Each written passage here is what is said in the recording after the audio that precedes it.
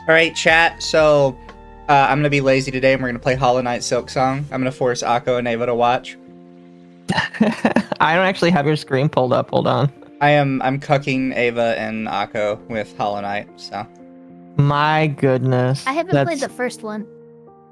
You should. It was good. I've been told that that Silksong is really good. It just came out. Nobody knows. Yeah, well, obviously, but like, so have either of you played Hollow Knight itself? No topics tonight. No chat. I'm joking. No. No. Listen, Mizu has got quite a lot. We've got a lot of topics for tonight. I mean, I looked at the thumbnail briefly, and I imagine that there's a lot of fun things for tonight. So, also, I apologize in advance. I am like a little not like sick, but I'm just a little not feeling it right now. So I got the brain fog. RFK's brainworms are infecting Mama Occo. We need your prayers, guys. I appreciate that. Yes. Thoughts and prayers.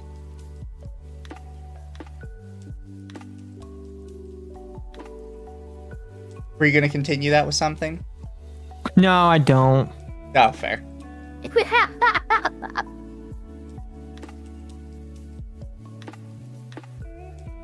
But anyway, this week has, in terms of VTuber drama, I've really only seen one or two things, but a lot of it has really just been consumed with certain groups of people doing certain things in certain areas, and it's just been interesting to watch those people, if you know what I mean. Yeah. Oh, fair. I think we had the Mountain Dew Gulodaki drop this last week, haven't we?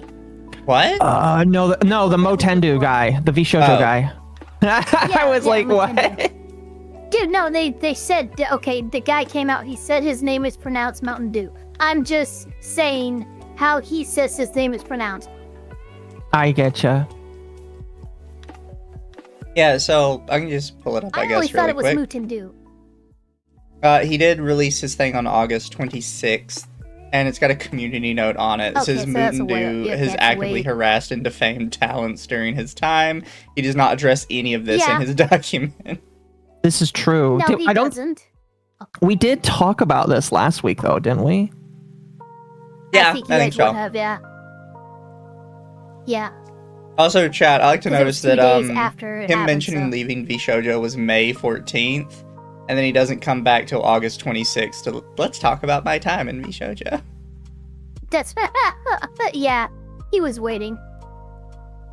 But yeah, he has accusations against himself too, so he's kind of trying to save his ass. but it's not gonna work. People don't like him. No. Anybody No. but the talents in VShojo are gonna be like persona non grata for a while. Pretty much. Even if they probably didn't do anything, they're gonna be persona non grata. They're fucked. What do you mean? Well, because there's probably some, like, random employees at the company who didn't know what the fuck was going on, and they're gonna be, like... Oh, I see. They're gonna be, like, permanently persona Oh, non you know what? grata. That is the VShojo news. It wasn't that one. It was the fact that Legal Mindset managed to get his hands on a separation contract from VShojo. And allegedly, this is a contract that VShojo management is trying to spread around, as well as spread around an amended version for the talents to intimidate them into silence, into covering their attorneys, like a bunch of illegal stuff that's not enforceable. Legal Mindset covered it, but yeah. That's the VShojo news for this week, not the Mountain Dew thing. I see. Have you watched him talk about that? I'm curious if you've seen any of the contracts. Yes. All Okay. I know is it's a dumpster fight. It's okay. It's not as bad as like some of the Niji contract that we've seen, but it's damn near close. Like, it's really fucking close. Like, a lot of stuff that, no, this is illegal. You cannot enforce this. Yeah. Also, sorry, Yeah. Dilla-chan. We have to stream late because of me, because I work all day. You do. You work all day and work all night for some boss that you hate. Yep. I don't know why I was making up lyrics right there just now, but You kind of that's a were. s- I was expecting like a rap beat to just drop, and you just start going. if I was in a certain mood, well, I'll be honest, I probably am in the right mood to start rapping, but I can't think of the No, words right you're, now. You're ready for blues. Maybe. Yeah, you're ready for blues. That The sounds amount of about gotta people have who don't anger bring and contracts rage to a and then lawyer it's- prior to signing gets sadder every time. I think mean, a lot yeah. of people have this mistake where they're like, if I don't sign it now, they're going to take it away from me later. But if you go to a company and they put a contract in front of you and you're like, oh, thank you, just let me take this to a lawyer and I'll talk with them about it. And they say, no, you're If not allowed they to have do a that. You negative sign reaction now or you don't yeah, get it. That's a massive red flag that says you definitely should Honestly, not sign at that. that point, I'm like, oh, really? Do you think the Better Business Bureau or any other regulatory bodies would like to know you're trying to get potential employees to sign a contract under duress? Yeah. Oh yeah, exactly. I mean, like, it's one of those things where if you here's the thing, lower or middle management, if you tell somebody I need to take this to a lawyer, they are probably going to be surprised and not know what to do with that, and they might have that kind of reaction. But if it's a serious individual who's giving you an offer letter for like a really big company, they're going to be like, okay, that's fine, go talk with a lawyer about it, and then when you're ready, come back. Look, And pull they a socket out, okay? Encourage your potential talent to get a lawyer to review the contract independently. If you want to be the based fucking company, do that. Mhm. Be the employer who goes, no, absolutely, please get a lawyer, have him go over it, and then have him get it back to us with a counter offer or whatever. Yeah. But yeah, any company that responds with hostility or you have to sign now, honestly, you should walk at that point. And honestly, Exactly. a lot of these girls had no excuse to not take it to a lawyer. Because, again, VShojo was made out of established creators that were already wealthy in their own right, not people trying to break into the industry that were Listen, desperate. I hate that we call these people still like, because you make it sound like they are actually smart individuals that know what they're doing. I'm not saying they're just smart. That's the thing, though. It doesn't really matter if you are or aren't smart. That's You're fair. an All I adult. know I'm is, treating you like an Legal adult. Mindset and myself are some of the only people who have like any kind of like experience being a lawyer active in the VTuber community. I would love to see more focus and attention, but like just with content creators and like MGMs way back in the day, this is just it's an ignorance and education problem that has persisted long before VTubers were around. But it definitely hasn't gotten better now that VTubers are here. And yes, they absolutely need more education. And I'm sorry, as a lawyer, most of the time I'm going to expect you kind of not to know what you're doing. See, I'm looking at you as a content creator. Yeah. Maybe that shouldn't be, but I don't expect people to know the ins and outs of the law, even though they should. Yeah. That's fair. I think I only know more because I have gone through some weird, shitty stuff in my couple of years as a VTuber. So I definitely feel like I'm an exception to the rule. And I occasionally scream at you in a autistic fashion, so, you know. Yeah. Sometimes I just come big dick swinging into the VC going, you can't say that, what are you doing? Yeah, but, the Legal Mindset touched on the contract. We're not really going to sit here and touch on it. Legal Mindset's video is probably just a better way to watch it, to be quite frank. He's got a fast facts, yeah. Mm-hmm. Well, not just the fast facts, but it's probably better to just watch the lawyer talk about the legal contract. He's a corporate contract lawyer. Yeah. If you're going to have anybody go over a corporate contract, it's going to be the dude who's made it his career. Mm-hmm. I would say that if this was an episode of Lawtism, I would say that maybe we could react to it, but since it's not, we'll just we'll just move on. I mean, if anything, what would we react would be Andrew going over the contract. This is again, true.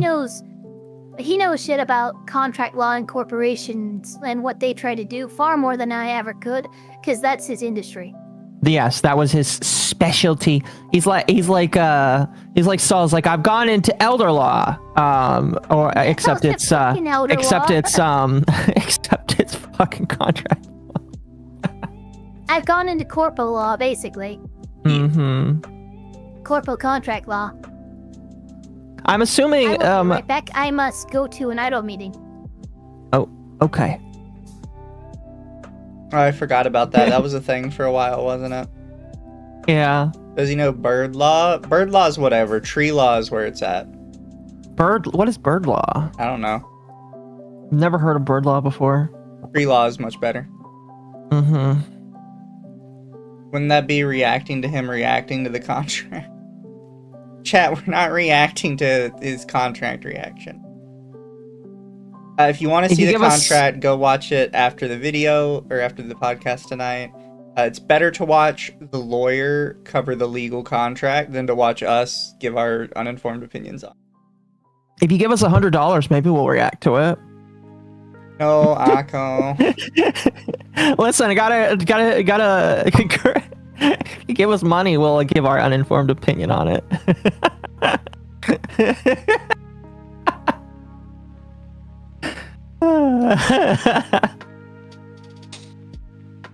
Oh goodness. But other than that, what have you done this week, Mizu? What's been your life? I am just... So chat, that was something we were going to kind of talk about tonight. But my week has just been playing the new updates on other games. Because, surprisingly, a lot of stuff is either coming out the same week as Silksong, or is getting updated the same week as Silksong, or in some games' cases, pushed back their updates and releases because of Silksong. Yeah. An oddly large number of people, in fact. So, like, No Man's Sky had a big shipbuilding update, the Corvette update, I think they call it Voyagers, which has had some growing pains, but they are slowly improving it and making it better. And the people that have been playing a lot with it are making absolutely massive replicas of other sci-fi ships, like Star Destroyers and the Enterprise and other things like that. And Thomas the Tank Engine. I hate you for showing me that. It was beautiful. I love it. Then the game I've been playing a lot lately, The First Descendant, got an update today as well. So after stream, I have to decide whether or not I'm going to start Silksong or I'm going to play The First Descendant stream. All for free, right? Yeah, no Man's Sky hasn't charged for a single update, and they've done like 18 big ones. Mm-hmm. I do not have a list of all the different devs that said delayed because of Silksong, but trust me, chat, there were a lot. Some of them were doing it, I think they were saying it was like out of respect for Silksong because people had been so excited for it, and some of them have been. Yeah, some of them were doing it because they know that if they release the same week as Silksong, it's basically gonna ruin their sales. Mm-hmm.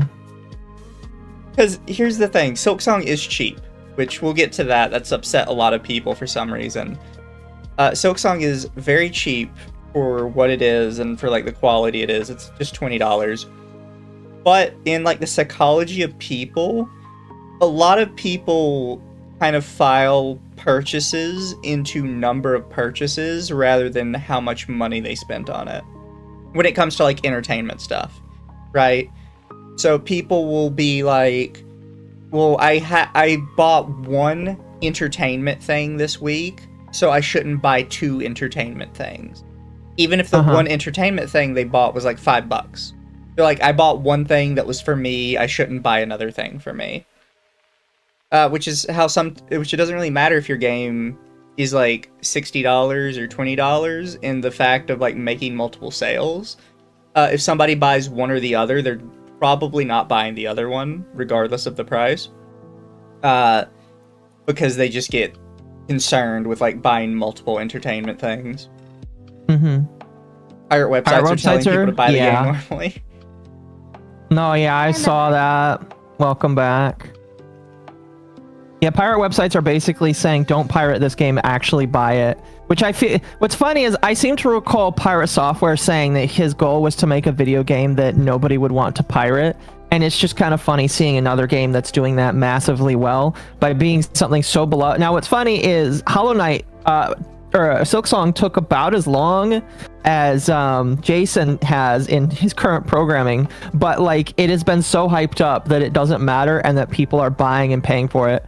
So I think that they're going to be a little bit more loved and presented. For a 2D platform, 2D platformer like Silksong is way more complicated coding-wise than a freaking half-working RPG.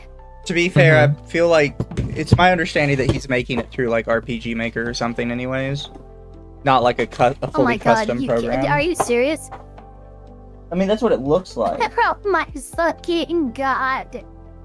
I mean, yeah, the way it's all styled. Like the way he presents his code, the game and everything, look, all I know is if you're making your game with RPG Maker, there's no like no flack or no shade being thrown as long as you admit to it.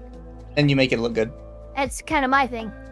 Well, there's some fantastic RPG Maker games. I played some amazing RPG. Exactly. And all the hentai? Okay, open up, was it that? And you've heavily customized. Oh, the head type, chef's kiss. They ripped the promised Wii U version of Silksong.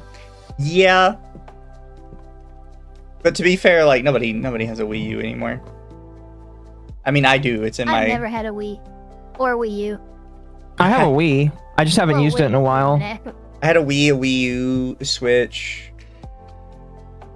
The only Nintendo console I didn't get was a GameCube. I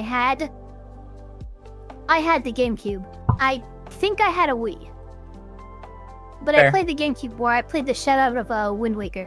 And Twilight Princess. Well, I do have a Wii. And Super Mario Sunshine. Sunshine is the best. I do have a Wii because like the Wii is one of the better consoles. And I do have a Steam Deck. Actually, so I'm gonna be honest with you, that's all I need. I had an old friend who had a Wii, but they had an SD card that you could put in there, and it had like a shitload of games that they had somehow pirated. Nintendo games. And it was amazing. So chat. Sure, maybe not legal, but still amazing. I want to talk a little bit, because we actually did want to talk about Hollow Knight Silksong. So, for those of you who haven't seen it yet, this is what the Steam chart looks like right now, and this is the first day it has been out.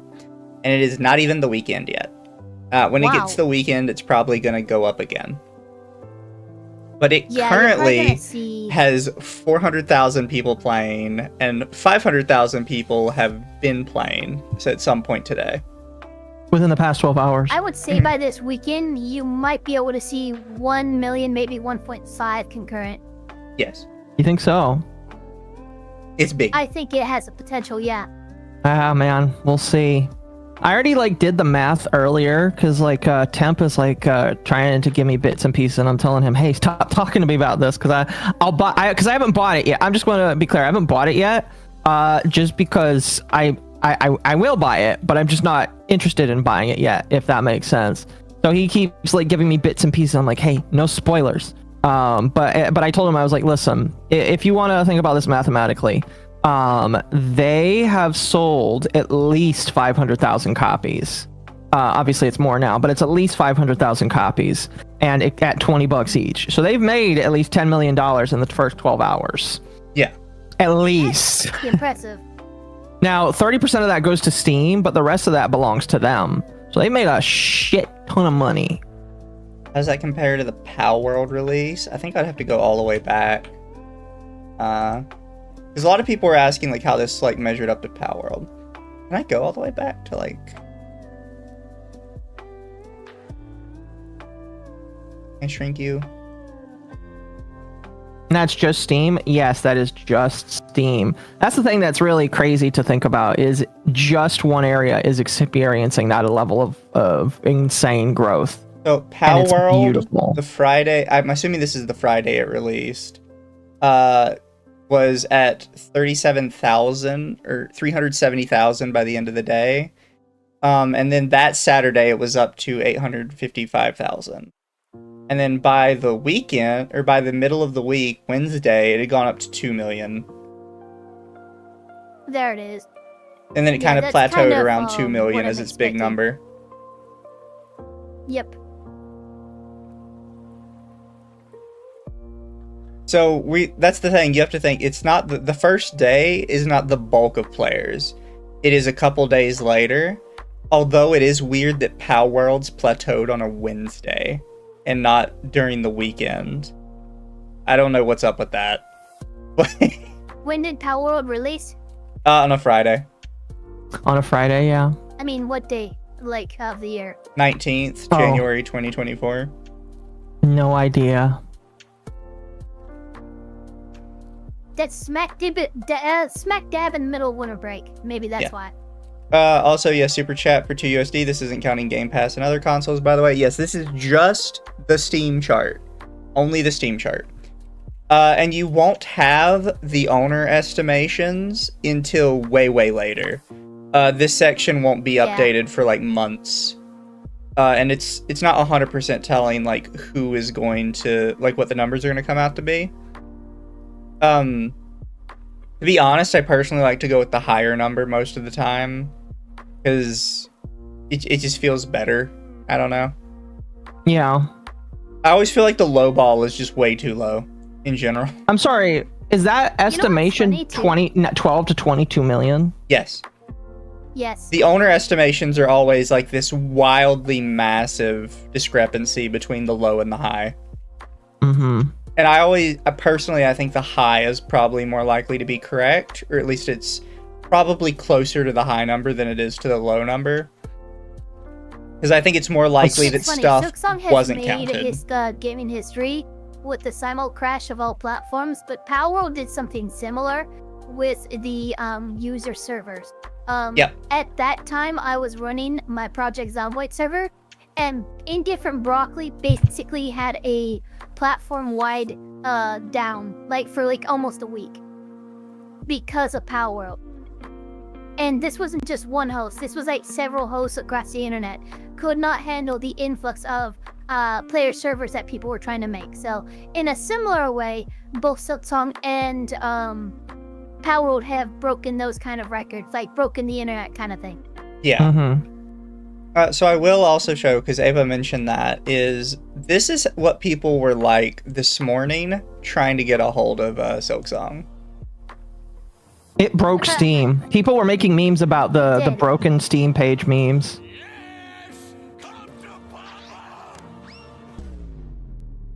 What?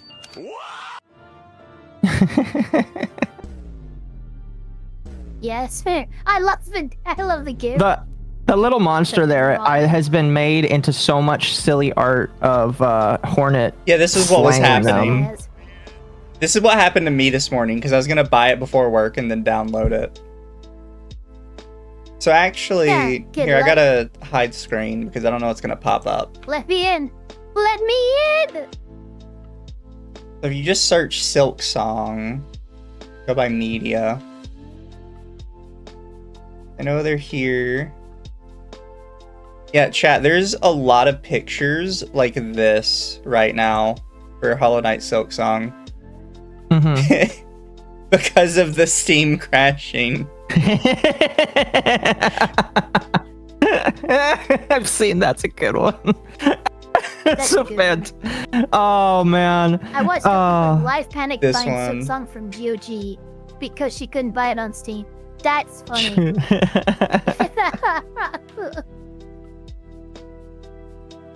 That's beautiful.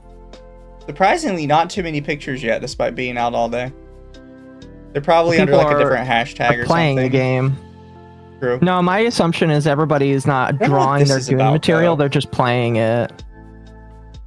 Oh, because they're all why- bugs. I can't, you're not streaming the screen, so I can't see it.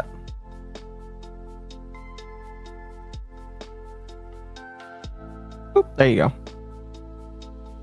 Oh. It took me a minute. Yeah, they're all bugs. That's why. Here you go, chat. I'll share this art. I'm gonna be honest with you though. Only two of those bugs are sexy to me. I don't think Cell really First of all, counts. that mosquito's a little bitch. Cell is a yes. Well, actually, no. The problem is imperfect Cell. I think would more fit the bug aesthetic. Perfect Cell, definitely not. And then Oogie Boogie is But kind of a Imperfect Cell toss-up literally because feeds he's a like a hive mind Oogie of Boogie. bugs. He's a monster. Mm-hmm. Well, Yeah, that's He's the a only hive one that's mind. actually a bug is Silksong and the freaking mosquito. But yeah, chat, I'll also show this, because this was making the rounds as well today. If you ever think like your project is gonna suck and people won't like it, just remember they posted Hollow Knight on Reddit, and basically everybody was telling them they need to go back to the drawing board. This is Oh, this was that is- before I Hollow Knight remember got that, yeah. released. Yeah, that's true. Uh, Yeah, Reddit basically like roasted this fucking game before it actually got popular or released. Yeah. Cartoony 2D platformer, back to the dumpster where you belong. One more indie 2D side scroller, because we don't have enough of those. Somebody says, you mean Beyond Forgettable? Hope he has a backup plan. I'm sure it's a fine game, but the market is saturated with side-scrolling platformers. I feel his game will not do as good as he hopes. Who hurt the fucking the people who contribute to Reddit? Like seriously, you all have been hurt in some way, and it comes out in your freaking cynicism. Yeah, Reddit is like weird, man. Just remember, it is chat, so weird. if anybody says something you're making is garbage, they thought Hollow Knight was going to be an absolute flop and nobody would care. And look at where those people are now. Jannies that are slowly losing their subreddits because Reddit decided they have too much power. To be honest, even if a market is Yep. saturated, a good game can pierce the noise. Definitely. I think a good That's very example is true. probably Apex Legends. I know people would hate that, but you have to think when Apex Legends came out, there was like literally 8 billion Battle Royale games already established. Yeah, you were going with PUBG, you were going with Fortnite, you were going so many other ones, but it did manage to go through that, so. And now when people talk about Battle Royales, they specifically mention PUBG, Fortnite, and Apex Legends. Mm-hmm. Yeah, those are the three now. It came out so late compared to everything else, and the market was so oversaturated, and it still became like a household name. No, Counter-Strike 2 / Global Offense came out with their own fucking Battle Royale mode before Apex came out, so. They did what? Yeah, you don't That's see, cringe. maybe people don't yeah, no, it's super cringe. I don't even think they have it anymore, but back when Counter-Strike 2 was called Counter-Strike Global Offensive, they had a 16 Battle Royale mode that was just, I mean, it was really trying to be all the best and worst parts of the Battle Royale games at the time, all while not having enough fucking resources to even have 100 players. Yeah, 16 people. Really? That's easy. Come on. Yeah. And also, chat, today, people have been talking about the fact that there is some devs and some other people that seem pretty mad that Silksong is only $20. they think it's setting a bad People are precedent mad. for other games. Oh, fuck you. I will slap you with my non-existent Minecraft penis. I don't know. Just like, come on. Wow. I hate people. Oh, it's gonna set a bad example. No, it's gonna set a good example because not every game that comes out needs to be $60+. Yeah. Well, I think that like that is coming from all of these indie devs who are like, damn it, I was going to make my game this much, but if I make my game this much, you people then. aren't going to buy it, and so I'm going to have to make it that's cheaper on in you. order to compete. That's the argument I'm hearing people saying right now. It's just like, damn it, I have to make my game Fine, cheaper. then you shouldn't be in the industry. Well, my thought process is, oh, suffer, game developer, make a better game then. Suffer. Like, you only need to go over the pond to DL site, and there's tons of people releasing would their just games for randomly- like $5. Exactly. And I would just like it just people who say that just make me think of that meme from Iron Man 1. Tony Stark built this in a cave with a box of scraps and it's just Silksong. And it's like Your Honor, we're not that developer. Yeah. Yeah. My retail Accurate. price is less than $10. I'll support the devs. That actually is here in the, because I accidentally opened up this to the price list when we went back to this page. Oh, wow. Yeah, so you can see Yo. the converted price basically everywhere. Fucking Latin America is 65% less. I'll immigrate to Latin America for 5 minutes. The only where it's Jody, more I love how you expensive said, is at are the those bottom here. 500k players unique? Of course they are. Apparently the Swiss are paying more for it What for do you- some reason. Oh, fuck the Swiss, Are who they? cares? Oh yeah, quite a bit. 36% more for the Swiss. You know what? Tariffs, art of the deal, art of the deal. Is that Yeah, really what the yeah. Israel money is called? The No, it's Israeli not. new shekel? The new shekel? No! No, Yes. you cannot be serious. Oh my god. I'm pretty sure it's just called a Raging shekel. Bull. I Where's wanna ask Rage? him, our manager, yeah, he has to confirm this. Where is Rage? Fucking new shekel, are you kidding me? The Israeli new shekel. It's not just I a can't- shekel, I it's can't the take that new seriously. shekel. I cannot take that seriously. That's insane. Yep. Steam counts, yeah, that's crazy. Yeah, no, the Steam counts are going at it. It's currently sitting at 90% positive reviews. I'm kind of wondering what the amazing. 10% is. Maybe people Probably- just Does it saying they open it waited up? too The long. world. You know, Alfred, some people just want to watch the world burn. Sign in to see That's review very charts. Nah, accurate. fuck you. Can I open it on Steam really quick? I wonder what a negative review for this looks like. 2,082 negative reviews. It's a lot of negative reviews. You know what? I bet a lot of them are going to be on the amount of time it took for the game to release. Which, in my opinion, is not a valid critique, given it did actually fully release. Yeah, it took them a while, but you know what? How many games say they're going to come out and never do? They are stuck in early access or in other freaking ether, the developer studio shuts down, what have you. One of the reviews is way too many spikes, hella spikes, spikes everywhere. Would you kiss a hedgehog on the Oh, lips? okay, If so, so- this game is for you. Okay, so that sounds like that one TV review guy who was really bad at Elden Ring. This just sounds like a get good kind of thing. Yeah, that sounded like a get good review. So the top negative review might be a genuine complaint. So Let's see. they basically start with the game looks amazing. The combat feels like snappy and good. I think it's fantastic for the first 3 to 4 hours. After that, the game splits your currency into 2 types and is extremely scarce with them. Oh, that sounds kind of grindy.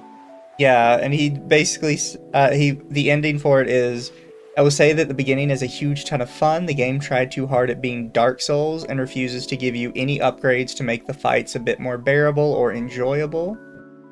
Oh no. It's quite bad that literally everything is gatekept behind a currency. You have to farm in huge amounts. and the difference between the progress of our character in comparison to the strength of normal mobs is way too huge, especially when considering that we don't get stronger. I've seen 10 areas, the first 5 were enjoyable and okay-ish, the other 4 were Deep Nest or some poorly designed areas from Dark Souls 1. Would have played more right now if it wasn't 3 a.m. So they're still playing. Those are some valid criticisms for sure. Yeah, he doesn't seem like overly negative. If you don't have upgrades and stuff. Well, fuck, this just tells me that you don't get to upgrade your character. I'm sad now. Part of my favorite thing about playing Hollow Knight was being able to upgrade the Knight's Nail so that I could one-shot things.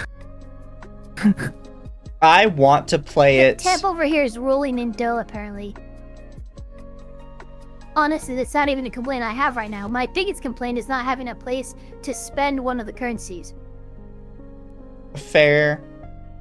Upgrading the nail was late game? Not true, Temp. If you were smart, you could upgrade the nail once or twice before you even got to the Deep Nest. Maybe 3 times if you know where you're looking. Level of IQ. Yeah, which I have. Sounds like Temp don't. Somebody gave it a negative review just because they changed how the downward jump works. Oh, really? I liked how the downward jump works. Stupid. Well, apparently the downward jump, which in Hollow Knight is like a pogo, you kind of down jump, and when you hit an enemy, you bounce up off them. Yeah. Now the downward jump is like a forward dash kind of thing. Oh, okay. Downward pogo is at an angle, so it still exists, but it's not direct above your enemy. Well, it won't trigger there. You have to do it at an angle. But yeah, this entire review is basically just, I don't like that they changed the downward jump. Dude, some people just don't like change, you know? Yep. No matter how small. The next review after that is the 45-degree pogo is as bad as everyone says it is. Takes more skill to use the pogo. I disagree, Temp. I got pretty good at it. I met my first grubby mimic. Well, Magma, you have now learned that not all grubbies can be trusted, alright? Trust no grubby, and you will not be disappointed. Gunvolt 3 Spirit Dash. I don't think I played Gunvolt 3. I think I played the original one on DS, and that was it. In Silksong, I bet it will be easy to do in Silksong 2, Temp, alright? And here's the thing, I won't be playing Silksong on camera, so you won't get to know if that ever is a thing. You just have to take Occo's word when they say they're professional. Exactly. Temp will never know. Oh, careful. Oh, you're not sharing it. Perfect. I never take Occo's word? Yes, you do, Temp. Yeah, Occo, unlike you, I don't just open my Twitter randomly. I don't open my Twitter randomly. You did last week. I also don't accidentally show toggles on my model. So. Was that a slight at me? That was a slight at you. It was, but I'm being silly, so it's okay. Look, apparently that moment is still available on Kick, and just that is funny. I don't even know where, but somebody was talking about it during Lautism. Gunvolt has a collection of all the games on Steam. Gunvolt. Azure Striker Gunvolt Trilogy Enhanced. Got mixed Occo lies reviews. to me. Temp, this is a lie. I have never lied to you. All right. Temp is trying to sully my name. Also, chat, before we get into the next thing, Mizu got a pony. Look at him, he's adorable. You got a pony? I was thinking about getting a pony. And it's not really money. Well, I mean, part of it is money. I did just spend money on a Raspberry Pi, a very expensive and tasty looking Raspberry Pi. So, that's what's taken some of my money. Wait, what model did you get? Because the model I got was pretty cheap. Wait, what? Are you talking about the Raspberry Pi? Raspberry Pi. Oh, I bought a 5. I'm talking about the computer. Oh, yeah. I have a 5 for like 50. Make the pony a new PFP. I can do that. Well, See, here's the thing. It's a Model 5, but it is also a Model 5 with 8 gigs of RAM because I was like, okay. Okay, yeah, mine only had 2 or 4, I think. Well, I mean, see, that might work, but like for what I wanted to do with it, I was like, okay, if I want to be able to read and write data on this, I might want to get a Pi 5. I didn't know you had a Pi though. What do you do with your Pi? You guys can discuss that after the my stream. Raspberry Pi is on my well, it's on my boat, and it was used to get me from one side of the Pacific to the Sea of Cortez via okay. dongle. So you use it as a GPS. Fair enough. Yeah. Well, like a travel tracking thing for boats. I getcha. But you guys can nerd later, because this was just an intermediary, so we can make Occo talk about their subject for the night, which is Ludwig's video thing. Yeah, so this isn't. I saw that video. I'm not gonna lie, I laughed hard. I laughed so fucking hard. Like, yeah, of course this is what happened, dude. His first follower was a bot. So this goes back to me saying how much I hate Ludwig, after also admitting that I was a big fan of Ludwig for a couple of years because I really liked listening to his drama. It's like when people tell me they used to be Merryweather fans, and it's just like, how the fuck are you a Merryweather fan? And it's just like, well, back then he actually didn't used to be hyper cringe. And I would say that with Ludwig, it's basically about the same for me. Because like Ludwig, he was always kind of cringe, but like I felt like until recently, and I think maybe you can attribute this to Hassan mostly, he was mostly normal. But then Ludwig decided that talking about drama was cringe and gay because of Hassan, and he decided to stop covering it. And ever since then, I've been like, you know what? This guy is a piece of shit, and I don't like him. And it really started to open my eyes more towards him. Oh, so he kind of like had an iDubbbz effect, huh?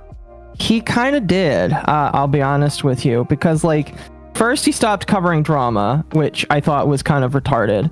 Then he decided to have a VTuber debut, and he was very cringe about it, and I thought that he was very cringe, and I said that he was very cringe, and VTubers got mad at me for saying he was very cringe. Wasn't that a bet? It was a bet, yes, but I don't care if it was a bet.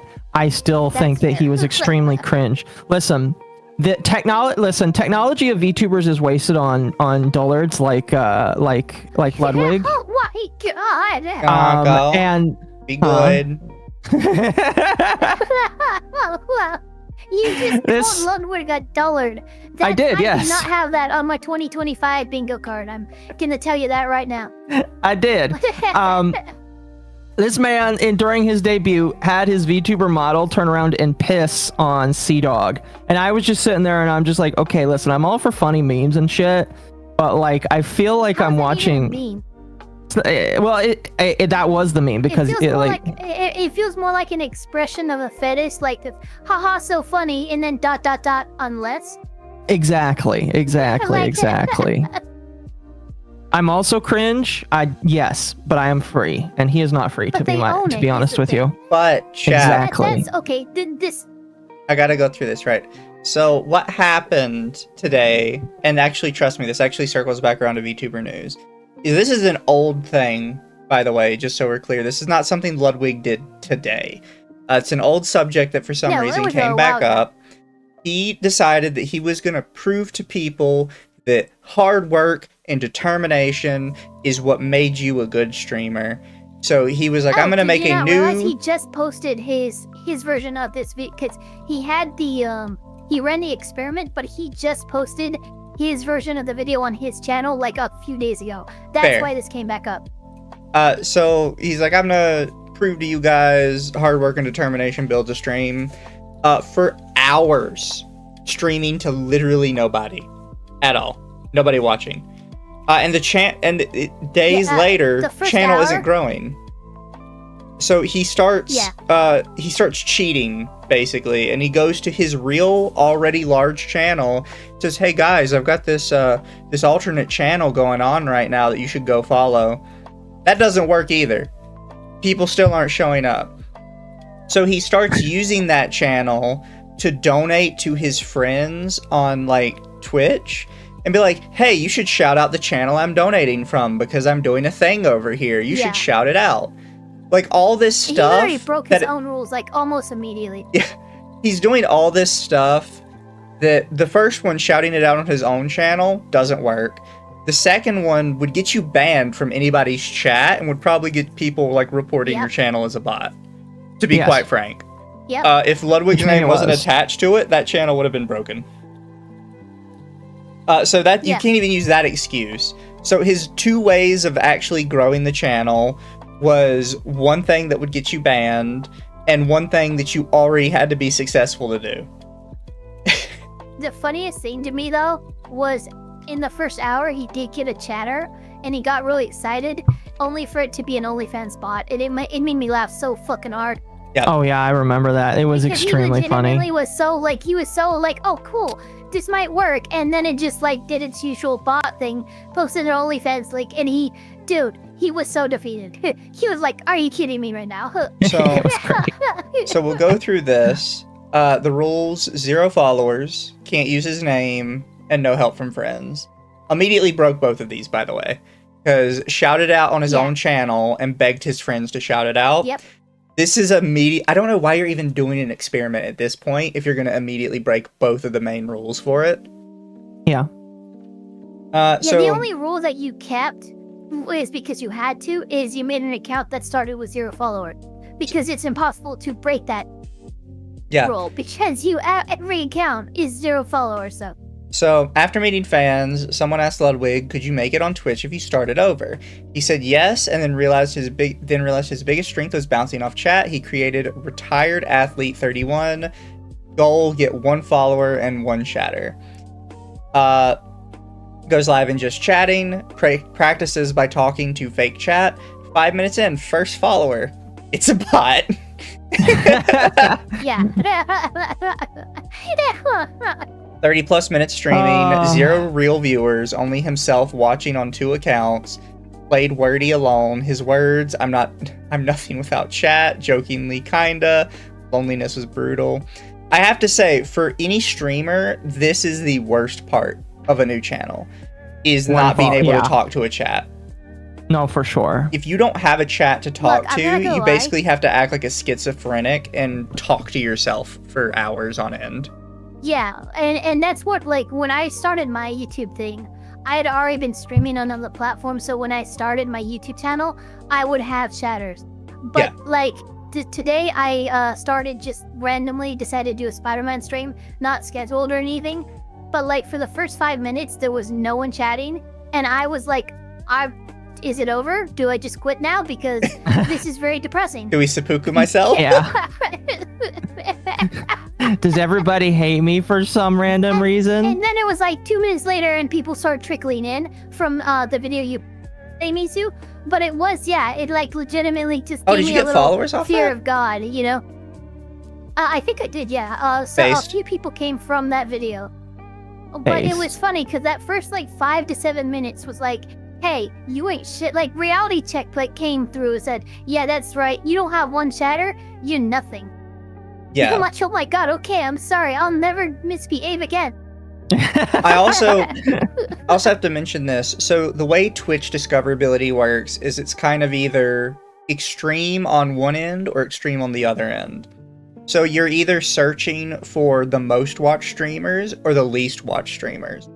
The least watched are going to have 0 views. As soon as you get 1 view, you have jumped up in the queue like 300 places. So now somebody has to scroll through 6 or 7 pages in order to see where you are on Twitch. Pretty much. That's just how that works. That's why a lot of people recommend you stream in like really small games to start off with.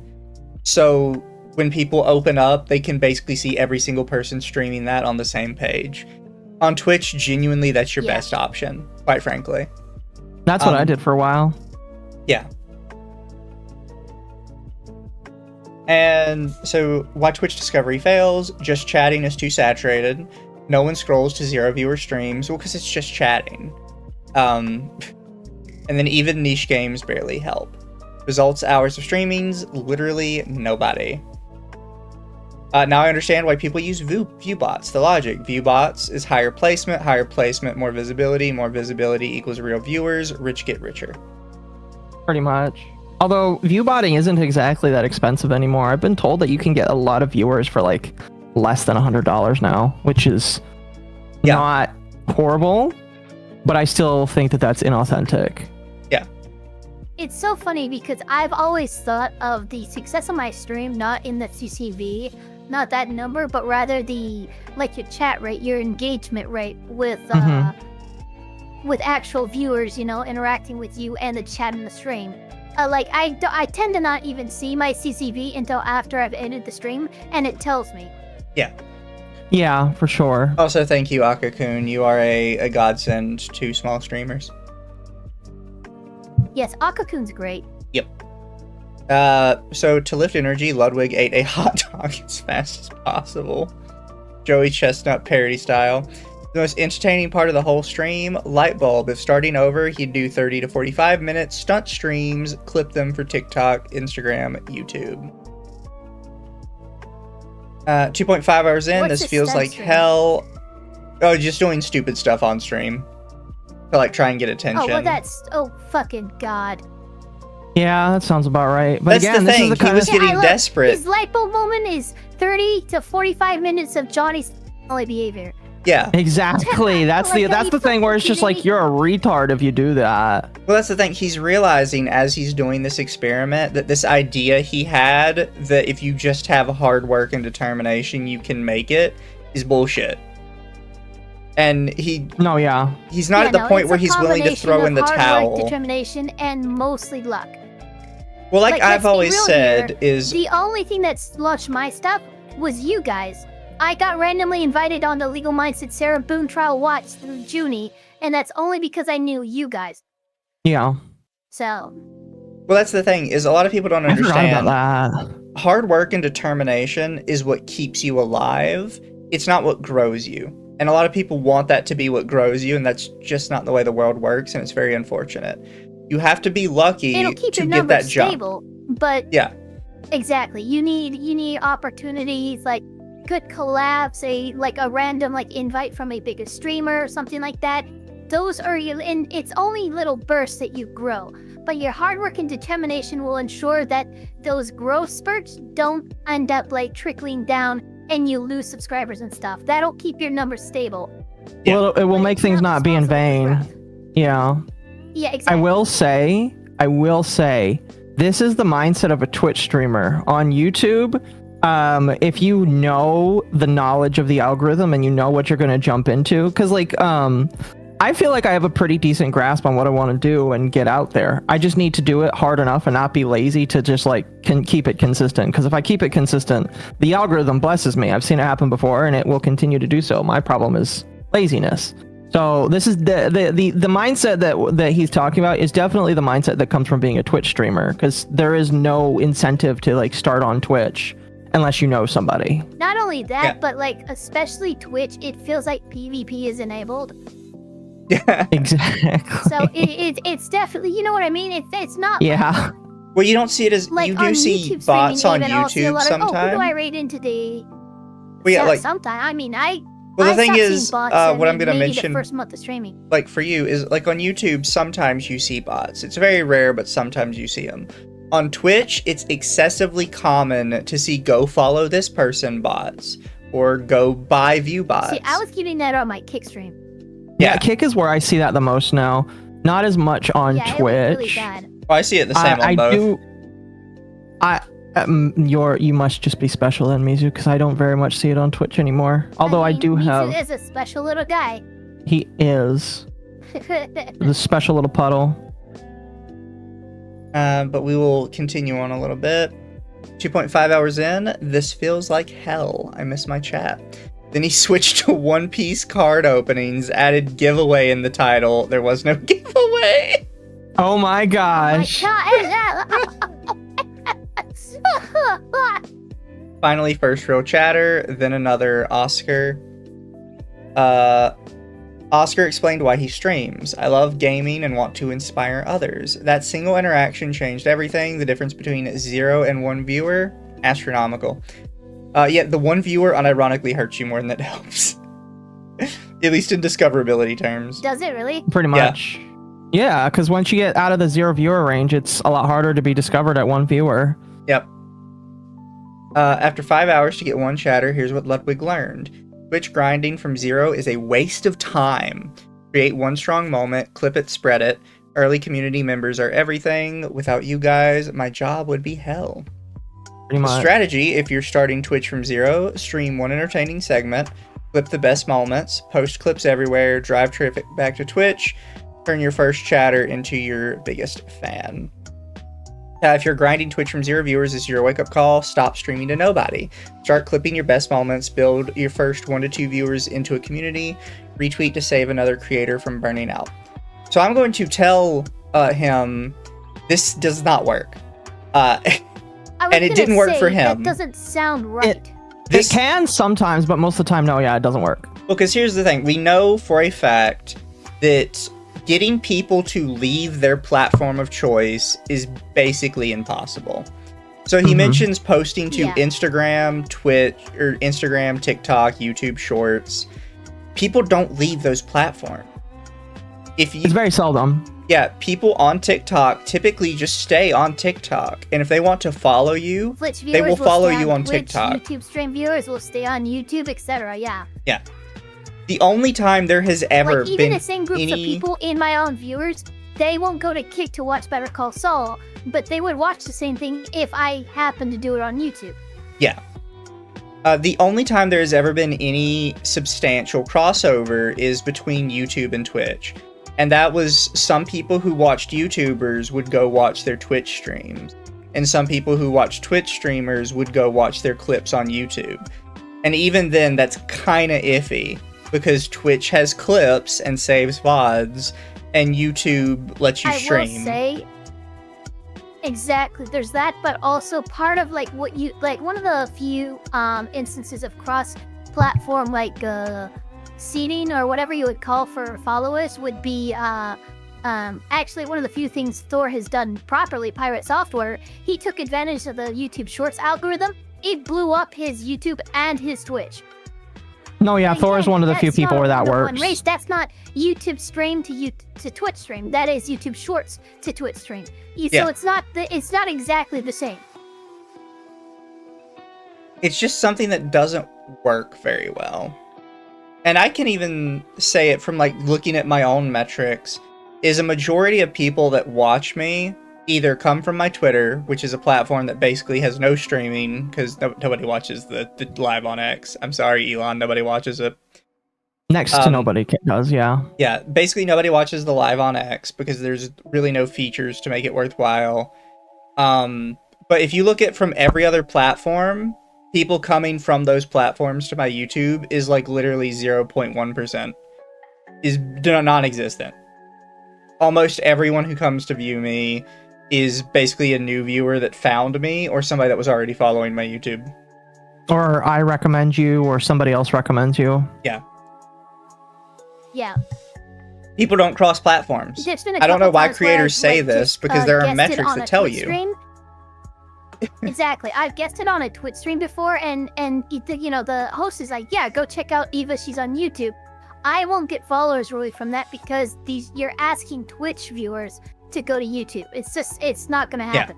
No, it barely happens. That's why if you want to grow on YouTube, you collab with people on YouTube for the most part. Yeah. But this actually did come back in today. Specifically, well, I mean, this was blowing up. And then it blew up with VTubers because of Nemo Nevermore. I don't know who this is. They were an washed up. Do we know which one? I don't remember. I'm pretty sure they were just Nemo originally. But they say washed up ex-corpo VTuber here with her hot take. Crazy to think about how I streamed on Twitch for 2 years with 10 CCB on a good day. I somehow got hired into a corpo, and now, even though I'm not in a corpo anymore, the only reason you're seeing a tweet from Nemo Nevermore is because I was in a VTuber company. Had I never joined a corpo, I would have given up and faded into obscurity back in 2023. I really feel for all the Twitch indies, because trying to make schedules, plan collabs, and make friends as an indie VTuber on Twitch is so soul-crushing when you have no friends or connections with anyone else in the VTubing scene. Take it from me, who literally tried and just gave up and started applying to companies because it was so hard to make VTuber friends. And it really sucked to keep putting out content I was excited about, but only a handful of people in the entire world were able to see it. Half of which were just bots, 2 of my league friends giving me a pity lurk view, Lamau. Because again, getting out there... Are you fucking kidding me? What? The people who are actually supporting you refer to as a pity view? Fuck you. I'm sorry. That's disgusting. That's a normal thing. That's such shade. Look, yeah, but in my opinion, that's disrespectful to talk to about your friends who are spending time to support and watch your views, and you call them a petty viewer. Pity view. They're saying they're giving her a pity view. Exactly, and that's what I mean. It's like, if you feel like it's that, and I'm doing it for that, then I'm not gonna do it at all. Yeah. Anyways, before you derail it too much. Again, getting out there without a connection yourself, without any discoverability from the platform is really, really hard, painfully difficult. It feels easier to just try and join a corpo for the free friend group. I always see people giving this advice for streaming on Twitch. Only reach out to other content creators who are similar size to you because they're more likely to collab with you. And at the end of the day, I don't know if I agree. Because if a 10ccv streamer collabs with another 10ccv streamer, all you're doing is wearing both of your small audiences even thinner. I think the real way to get popular as a VTuber is someone randomly clips you and it blows up, a bigger creator shouts you out or features you, you do something controversial that people either hate or love you for, you join a corpo and get a free friend group and free extended social circle, you get insanely lucky. You get insanely lucky by joining a VTuber company, one that doesn't put you in a medieval torture device the nanosecond you lift your hand from signing the contract, not sure if one exists. And for... Azahara says they came from IN. Yeah. And for the YouTube... What is IN? YouTube VTuber Andes, throw money at ads to inflate your sub count so people think you're more popular than you actually are. But it does sound a lot nicer pretending like making it is all hard work and effort. And if you collab with enough 10ccv people like yourself, you'll just magically blow up eventually. I think it just feels like it's more about luck, who you know, how much money you're willing to throw around, and how good of a character you're willing to play in order to rise to the top. And I mean, that's not really a problem necessarily on its own. It just feels like shit to be peddled. It just feels like shit to be peddled a lie that you just need to basically pull yourself up by the bootstraps and grind harder, when it feels like the real pathway to popularity as a streamer is 99% luck, and I'm saying this as someone who benefited from this very same luck.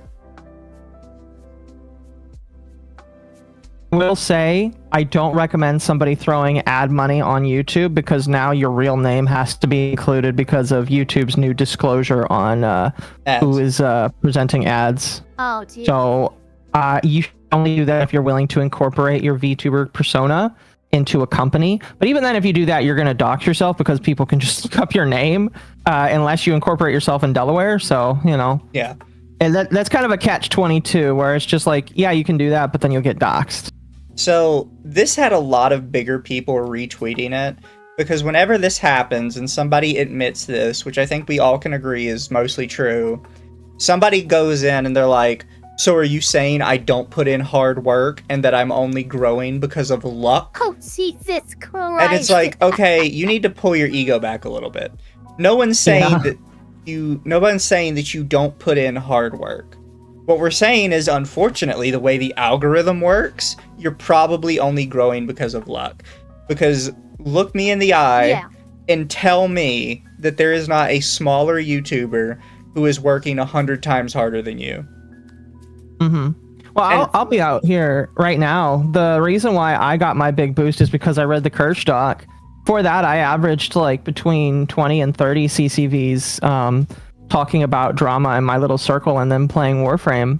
That's not to say that I didn't have interesting content. It was just that for the most part, and I actually like looked into this as I was looking into some of the React streamers that I was looking at yesterday. I was like, okay, how did all these people blow up? And I think Banana Juju is a good example. Do you guys remember how Banana Juju blew up? I do. Dreadlocks. She had dreadlock hair. Her dreadlock hair is what blew her up, and everybody looked at her. Yeah, everybody looked at her and said she's allowed to have dreadlock hair, and she blew up, and now she's big. And I'm not saying that she's not a good content creator, because I think she's just fine as a content creator. In fact, when I reviewed her content yesterday, I was very much so surprised that she makes original videos and content. She doesn't just like do stream highlights like I do and a lot of other React channels do. She actually sits down and makes videos, and actually does it in higher quality than I feel like Rev does. So like I was like but that's the thing is like, if she didn't have that controversy, where would be her blow up point? Because like, and I'm not saying that she wouldn't blow up. I'm not saying that she wouldn't get big either. Because I feel, and that's a thing that you have to be very careful navigating, is saying that you won't get big without controversy. Because I do think that some of these people, if they didn't have that controversy, it would be asking yourself, where is the jumping off point? You know what I mean? Well, so it's like, what gets you up there? What I think what happens is, like, controversy can make or break you as a content creator. You know, is that going to define you as a lolcow, or somebody who has a reasonably level head and can handle absolute shit stains on Twitter coming at you with fucking insane schizo theories? Banana Juju absolutely handled her quote-unquote controversy exactly as a normal human being with reasonable logic processing skills should. And so that's why I think part of why she blew up, and it's not like she blew up and everyone's laughing at her. No, she blew up and she had a chance to say something. People liked what she had to say, and they stuck around. No, for sure. And again, like I don't know the blow up story of every YouTuber or every VTuber in general. I know that Kirsch blew up because she's political, and a lot of people really like her, how honest and political she is. And it was around that time for the turnaround. And then again, going back to people that got big during the men matter too. I know a couple of VTubers that got really big just because they said, yes, men matter too. And it's just like, that's a controversy. Yeah, what was the name of that one? They were put on like a hit list and stuff just because they said Happy Men's Awareness Month. I think it was Kitsunero. I think it was Kitsunero. Yeah, I think it was, yeah. Now, Kitsunero's kind of a funky one. Because it still shows that, you know, and again, that's actually a great example of, okay, that got the internet's eyes on them, and maybe their behavior wasn't necessarily, it wasn't as plussed as Banana Juju, you know? So yeah, now you got some raised eyebrows, but again, that's how you handle your controversy. Someone said for in sure. chat, a controversy is just your vibe check. No, yeah, If for you sure, don't for pass sure. your vibe check, well, that sucks for you. Also, yeah, and go ahead. No, what were you gonna say? I was just gonna say that it's just like, for a lot of these creators that people watch now, I would say this, because like controversy, yeah, and I think a lot of people think it's a negative thing. I don't think controversy is a negative thing. I think controversy is that luck point, because people talk about luck. The controversy is the luck point where a whole bunch of eyes are put on you for whatever reason, and it is your time. It's like when you're a comedian and you're in the middle of the street and someone asks you for a joke. That's your go time. That's your time to sell your shit. Yeah, and when you sell your shit, time event has presented, and you gotta pass that shit. Exactly, and if you don't pass it, people are just going to pass you by. And so, I'll attribute my situation. Like, I don't think I would have had the audience I did if I didn't decide to read that Google Doc, and it would not have given me an audience, and it wouldn't have given me, especially it wouldn't have given me the opportunity to help grow other people as well. So I do think that, like, controversy is really just another word for, it's that one lucky time event that some people get or don't get. Yeah. So I do want to kind of go over some of like the random replies to this, right? Because this is what I'm sort of talking about. Is a lot of people who had quote unquote already made it got upset with this, and they're like, "No, you don't understand. Like I got here through hard work." So look, I like Yomaru personally. Yeah. I like you too. Oh no, you grew up by like he blew up through controversy. Because he was a drama streamer. Yeah. It was because False was attacking him. It was him, False. Oh, wait, False attacked him? Yes. Yeah, False attacked him because False claimed that he was copying his shtick when that's not what he was doing. So he was one is like, no, it's all hard work, determination, yada yada. No, you literally, you're a drama streamer. You blew up through drama. So you were filed on this list. Do something controversial that people either hate you or love you for. You are under that one. We have this person who, quite frankly, is not blown up yet, although 100 CCV on Twitch is very respectable. And they're basically like, well, I make a livable wage, so like it's all good. Like I'm at the good spot. However, I went and looked at her thing, and she does like tarot readings, and she's an artist. Very Well, different like genre of Very making different. money, because a lot of people Artist is a different story. a You're lot of getting people tips get for to your tarot readings. You're getting Yeah. tips and payments for your artistry. Like it's not like a lot of people have commentary 100 CCV VTuber make has $0 to a rely on stream. donos. No, yeah, for sure. Exactly. Yeah. So like you are in a specific industry where it is expected to tip and give money. You do not count. Because most people are not going to do what you do. It's a little unfair comparison. No, I agree, because it's just like I'm not an artist. I mean, if I was an artist and I did draw decently and I started offering commissions with the amount of CCV I have now, I bet you I would make a decent amount of money. I'll tell you what I would do. If I was an artist, here's how I'd capitalize off of this. I would offer drawing streams once a week where if you came in and you donated $20, I would doodle whatever I could for like 20, 30 minutes, and then I would give that to you. And that's a drawing stream. And I know that people would come and they would enjoy that because people have done that. So like, I'm telling you right now, whoever that is, I don't know what kind of stuff they do, but if they draw on their stream, they definitely get money for it. Don Haito, Kyo restarted his career to gaming and blew up again. I have talked about this before, and I hate to offend people with this. Yomaru factually did not blow up with gaming. I have looked through his gaming channel. Every stream he does that is successful is a YouTube's Shorts stream. YouTube Shorts views. So basically, one YouTube view is worth like literally 1,000 Shorts views. It is a ridiculous amount because it just That is like very racks accurate, them yeah. up Yeah, view it super here, right? quick. So if you look at If his, you were to go views for monetization, you have to get 3 million views on shorts in order to be monetized. Just like you have to do either a number of watch hours for your normal videos, you have to have a certain number of subscribers, or in regards to the views thing, you could get 3 million views on shorts. That is so much more higher of a bar for any small content creator to achieve than the, 2,000 watch hours? yeah. So like, and again, not to hate on him, because if you go to his channel and you go to his regular gaming streams that aren't shorts, he gets about as many views as me. But that's kind of what I'm saying. His channel is so much larger than mine, but his gaming streams that aren't shorts get about as many views as my regular videos. Well, it's the kind of same situation. You remember Penumbral? Yeah. He did the exact same thing. And Penumbral's like views tanked next to nothing now. And I don't know if he cares or not. He probably doesn't if he continues to do this. But like Penumbral was like really big in talking about drama or just giving news. And he got shit tons of views. And then the moment he's like, guys, I'm quitting drama because Mizu bullied him out of drama, he cratered off the face of the planet. It was that meme. It was like, time to kick some ass. Penumbral came at Mizu, and Mizu just bitch slapped him in the concrete. But the thing And is, now like, he gets no views. but the thing is, I can go down this list and No, see he all doesn't. these In fact, people. the highest views he gets is his Sunday Yap Days, which is close to his drama content, and he still only averages 60 there. Yeah. And those are sad. his high-end streams. And chat, just to like be clear, we're not hating on any of these people, but these are kind of like the people that come up and they're like, oh, all you have to do is hard work and you'll be massively successful. And it's like, but you're not. You're looking me in the eye and telling me do this, and it doesn't even work for you.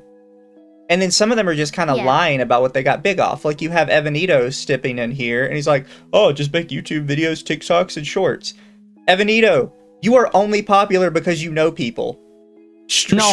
Straight up. Nobody If he gives a didn't shit know- about you. Yeah. They care about If he who didn't you are know- connected to.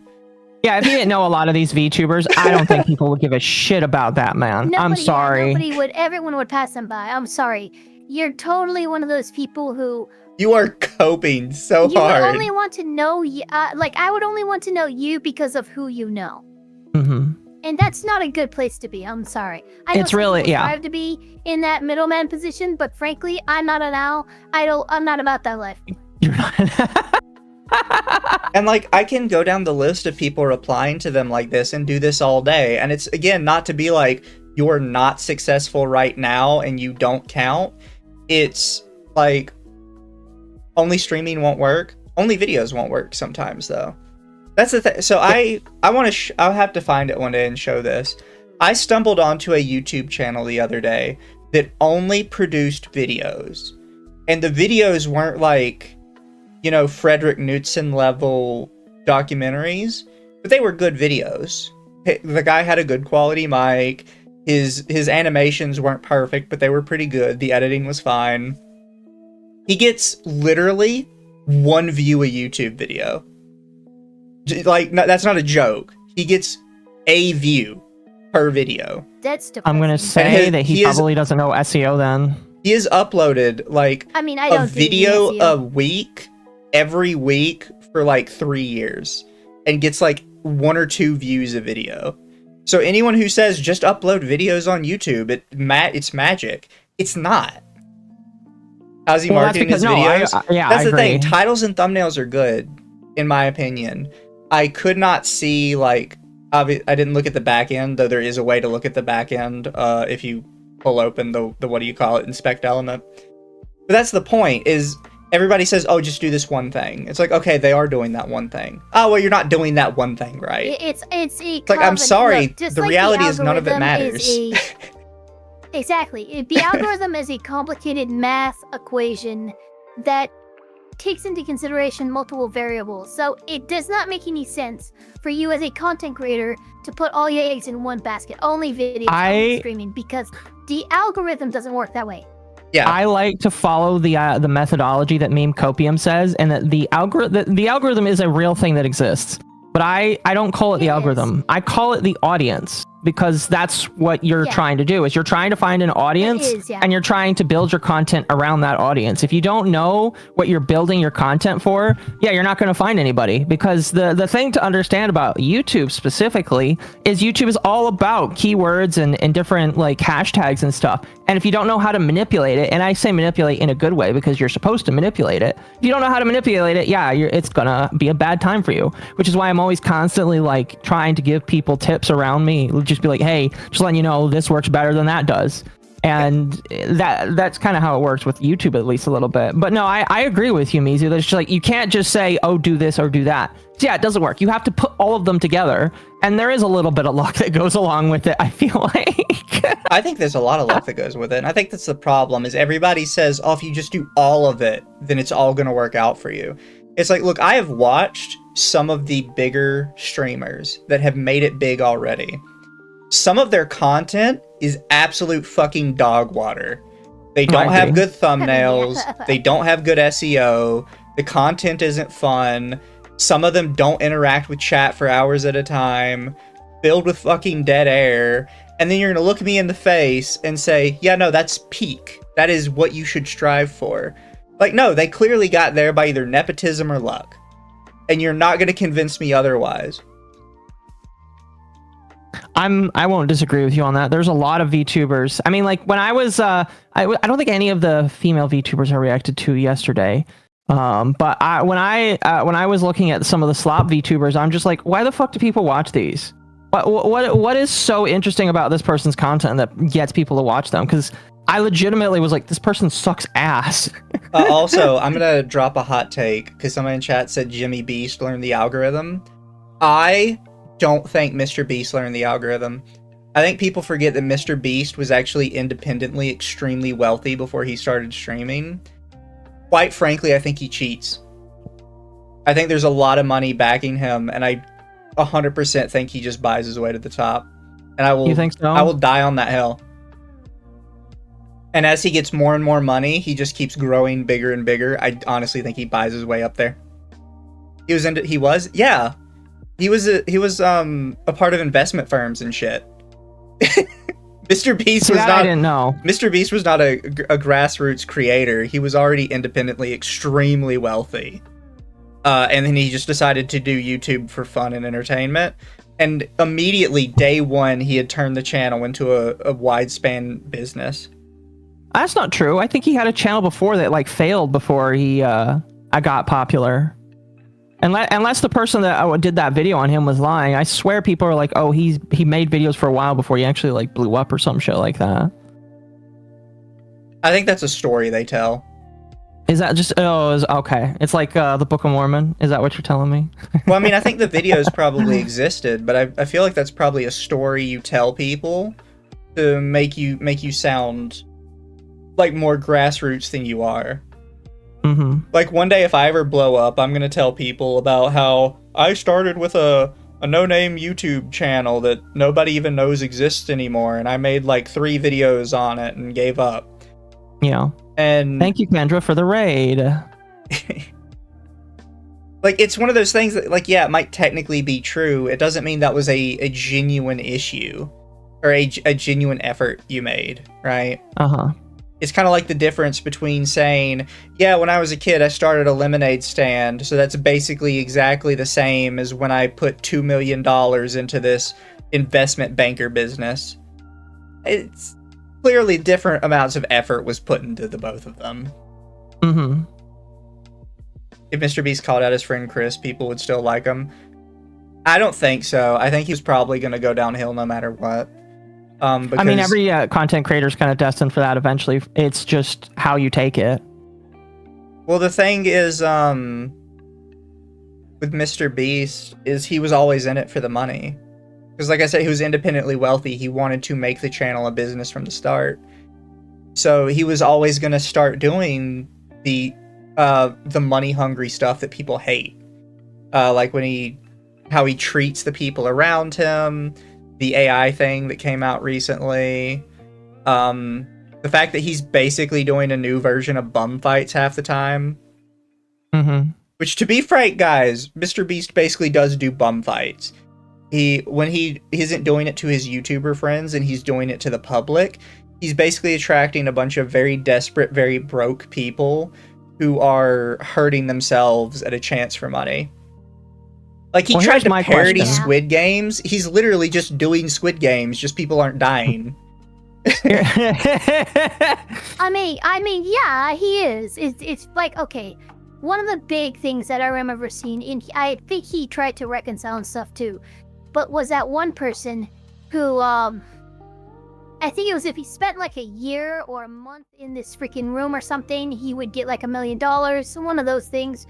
And like, dude was subjected to sleep deprivation and all kinds of other stuff, like the lights weren't being turned off and stuff. Like, this guy actually, by the letter of the law, was being like tortured pretty much.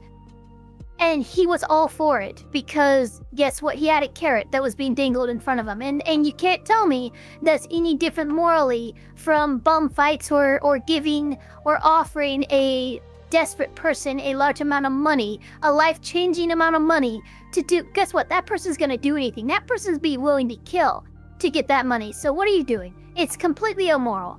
Yeah. Well, here's my thing.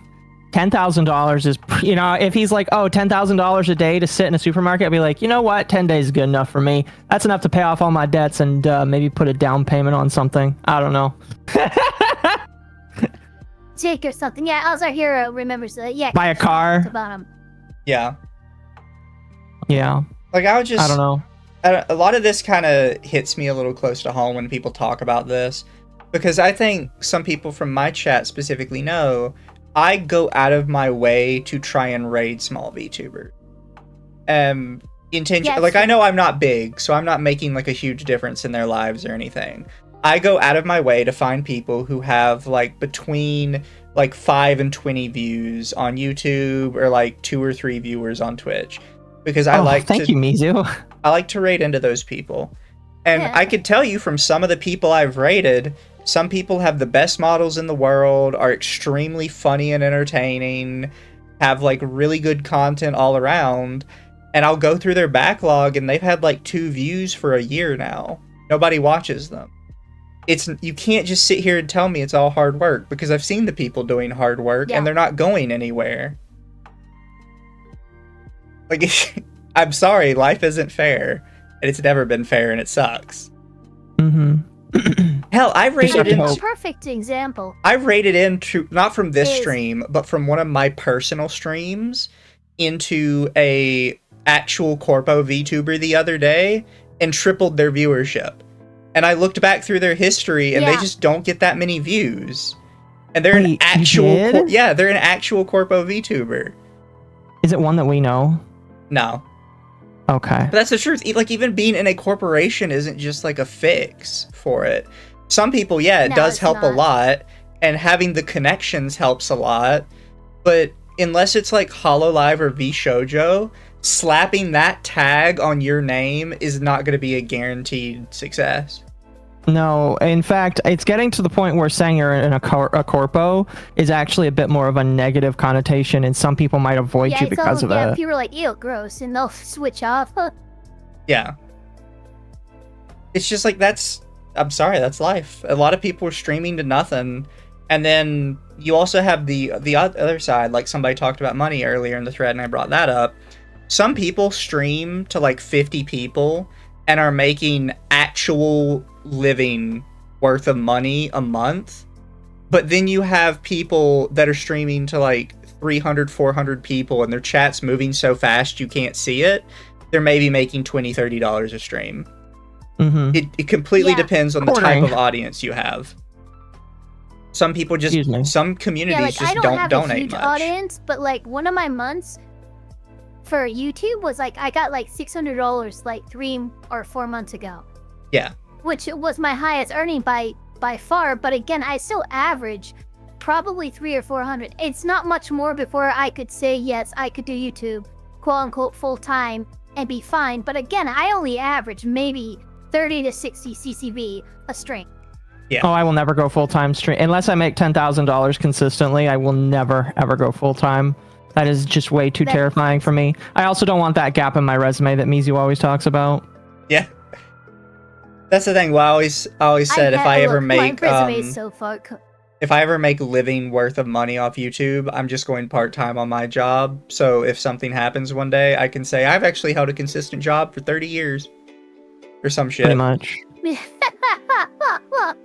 Yeah, I mean, at least to have like the resume dusted off with even some part-time work, probably a good idea. Personally, I'm betting on the collapse of society, so I won't need a resume in a few years, but that's just me. Yeah. Oh, goodness. Oh, you have this comment. This is terrible. Just join Discord servers and make friends, participate in communities. What? Fuck you, Do not God. join VTuber Discords. Absolutely not. No, some of the worst people in existence are in those places. That's how I met Lumi and Mizu. Well, because the thing is, all I know is like I try to stay in as few Discord servers as possible, and even with that in mind, I'm still a part of like 30 fucking servers. Yeah, like you've got some people in this thread who are like, "Oh, this is such a horrible way to look at this. You shouldn't be looking at things this way." But then you have other people that are like, no, you definitely should look at it this way, and you should go into streaming with the idea that you will never get big, and that you are doing it because you enjoy it. And that's what you always should do. Yeah. Yeah. You need to, anytime you're doing an independent business, you need to start it with the idea that first off, you can support yourself even if the business goes under, and second off, that it's something you genuinely want. Mm-hmm. No, for sure. I mean, like, Or you can become an engineer like Mudahar. Yeah, that too. You could fake it till you make it and not really have any repercussions. No, but for me personally, when I started doing streaming, it was half because I really wanted to do it. I've always wanted to be a content creator. Half because I wanted to show someone up and say that I could do it better than them. And, you know, for the most part, I feel like the second reason that was very conceited and envious, I was able to move past. And now it's just like, I'm doing it because I enjoy it. The money that comes every single month from it, it's very nice. And it is a bit of supplemental income for me. And with that money, I am probably going to be able to take care of myself a little bit more health conscious wise that I wouldn't be able to already, but it's never been about the money, Batman. It's always been about just having fun. And so I've always looked at people that go into streaming and it's just like, oh, I'm here to make money, and it's just like, you're gonna leave or feel sad and downtrodden really quickly. And it's very obvious who it is that does that. And it's just like, don't do it to do it. I mean, like, the reason why I stream now, I get up to laugh at people on the internet, and I am never disappointed. You know what I mean? I don't think I'm ever disappointed doing my streams. Yeah. I don't know. Reading through all this, it just kind of, I hate how there's so many people that refuse to acknowledge that maybe they did get a lucky break one day. Is it really that? That's kind of the issue. Is it this intellectual? It's this cognitive dissonance that these people are experiencing. That just because they got lucky and they blew up because of that lucky opportunity that showed up, that they didn't. It's a dichotomy with them. You either work hard and you're dedicated, or you're lucky. There's no both for them, and that's the disconnect. Well, because it's one of those things absolutely, where you can be a hard worker and then get lucky or not, and that's what makes or breaks you.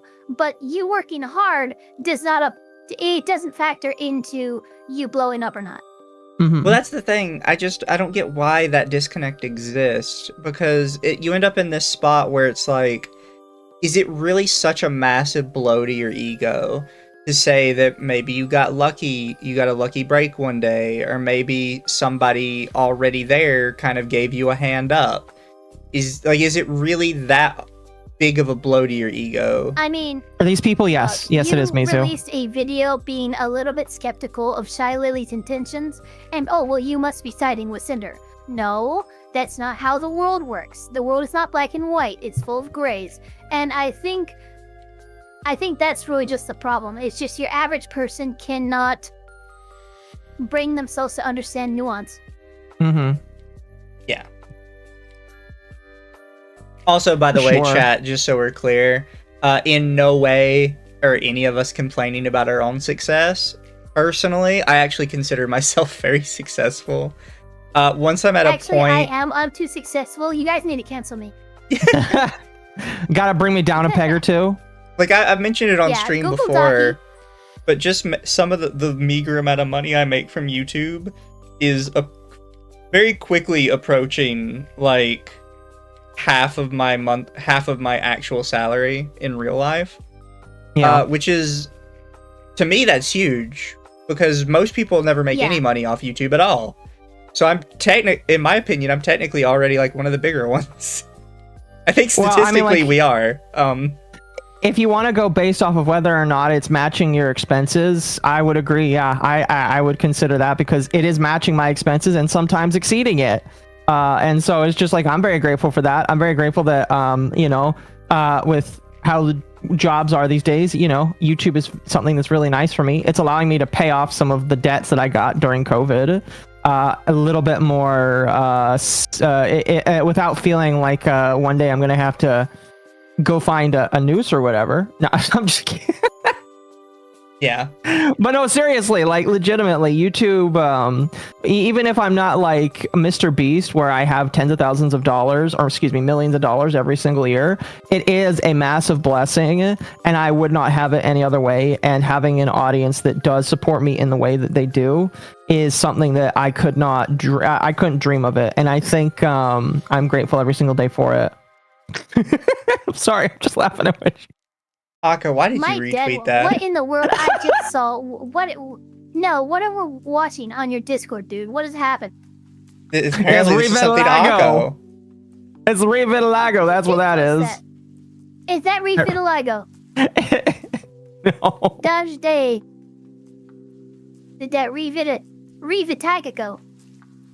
Oh fuck. No, but seriously, I have such gratitude for what I'm able to do, and again, I don't even really mind that, because like, would it be cool to like reach more people and talk to more people? Yeah, bless you. Yes, it would always be nice to have more people around, but like the fact that I can get on stream, talk about how much I dislike certain people, and then also like teach people and laugh with people, and oftentimes I'm talking to a couple hundred people every single stream. It's just like, yeah, I think I've very much so hit a place where I'm very happy. Young Occo would be very, bless you, happy to be in that spot.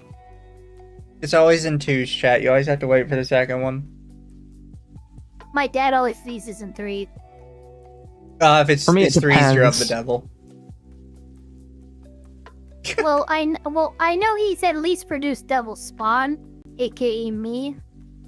Well, yeah, you're not of Christ. You're of a pagan descent. You know what's fucking wild too? You are a Like, knife I'm here. literally the redheaded stepchild. I am the only one in my family who has this red hair. Everyone else is blonde or like the brown. Yeah. Seriously, Maybe you are a like, demon. I know for a fact. No, I just managed to actually get recessive genes in my family, which that shit's rare, but that's what happened. Here. Apparently, like my great grandfather and stuff had red hair, and that's where I'm getting it from. You're So, true Scottish. I'm gonna let you two go at it for a little bit. If you have anything else you want to bring up, I need to go pee really bad. Enjoy your pee. Okay, so the top 5 slurs for today are as follows. Oh, Planker, Okay. wireback, Quaker is Speaking- a good one. Look, oil Quaker is sipper. always gonna be like the number one. I don't know. Speaking of- Wireback is pretty fucking good. that is a pretty good one. I'm gonna be real with you. Wireback is a good one, yeah. Speaking of Clanker, though, I have seen some people be like, "Oh my gosh, the Clanker memes are like, we can't do the Clanker memes anymore because everybody's just making it about real racism." And I'm just sitting here like, "What do you mean people are making it about real racism? People are joking about fucking robots." Dude, Jesus Christ. I just, it's funny. The Clinker meme just reminds me that I need to resume watching Star Wars Clone Wars. Yeah. I think we're in season 2 or 3 on our watch along, but like see, I don't think of actually hating robots in my heart when I say Clinker. I think, oh, I need to watch a show because real racism has to be done and conducted with actual malice in your heart for it to be considered racist. Mm-hmm. No, for sure. It's just like really funny because like people were like making the 2050 meme. Like someone made a 2050 meme, and the 2050 meme is like a Yeah. cop talking to a bunch of robots, and people are like, "Oh my gosh, I can't believe people are actually joking about real racism now." Just like, "Oh, black people are robots now," and I'm just like, "Oh my No, that's not gosh, at you all. got your." Speaking of which, did you? I kind of want to wait till Mizu gets back to talk about this in depth. But like, did you see how Mizu's secret boyfriend was being incredibly racist, calling Venom basically like a dog whistle for black people in not safe for work art? What? Yeah, Wait a so minute. there is people are now alleging that not safe for work artists use Venom, the Spider-Man character, all right? They use Yeah. Venom as a stand-in Eddie for Brock. black people. Yes, Eddie Brock, a white man, but they use Venom as a stand-in for black people when drawing Is that not safe for BBC work race art. play? I'll be some honest with shit. you, I don't know. I have no idea what Yeah, this I'm is trying supposed to be I'm a trying wrap my stand-in head around- for. Look, I'm sorry, Chad. I know I just draw hardcore fetish on everybody, but like I'm just trying to understand how they are making that connection. That oh yeah, Venom is obviously an artist using the character to signify black. No, or they'll just use a black person. I know Marvel has plenty of them. What the fuck are you talking about? Well, like my problem with it. Welcome back, Mizu. We're Why are talking people about talking Venom. about gypsies? Because we brought up. No, so like we're talking about I'm the only fact. laughing because I've been called a gypsy several times Oh, that's funny. I No, we're look like talking about one. the fact. because I did both. That's fair. We're talking about the fact that people are saying that Venom is a stand-in for black people in race, or not in race play, but just like in specific not safe for work art. Like racy and exactly. They're saying And- he's specifically a stand-in for the BBC fetish. Yes, that's what people. That's what Shit, guys, Sylvie I was said. right. I guessed it right. That's what Sylvia Fucking said. Guessed it right. Holy shit. It's And not just so, it's a I- bunch of people have said it, and they're all Well- retarded because every time they see are. an orc or a monster or some other non-human muscle-bound creature, they immediately go, black guy. That's a stand-in for a black guy. It's like, do you know how racist that is?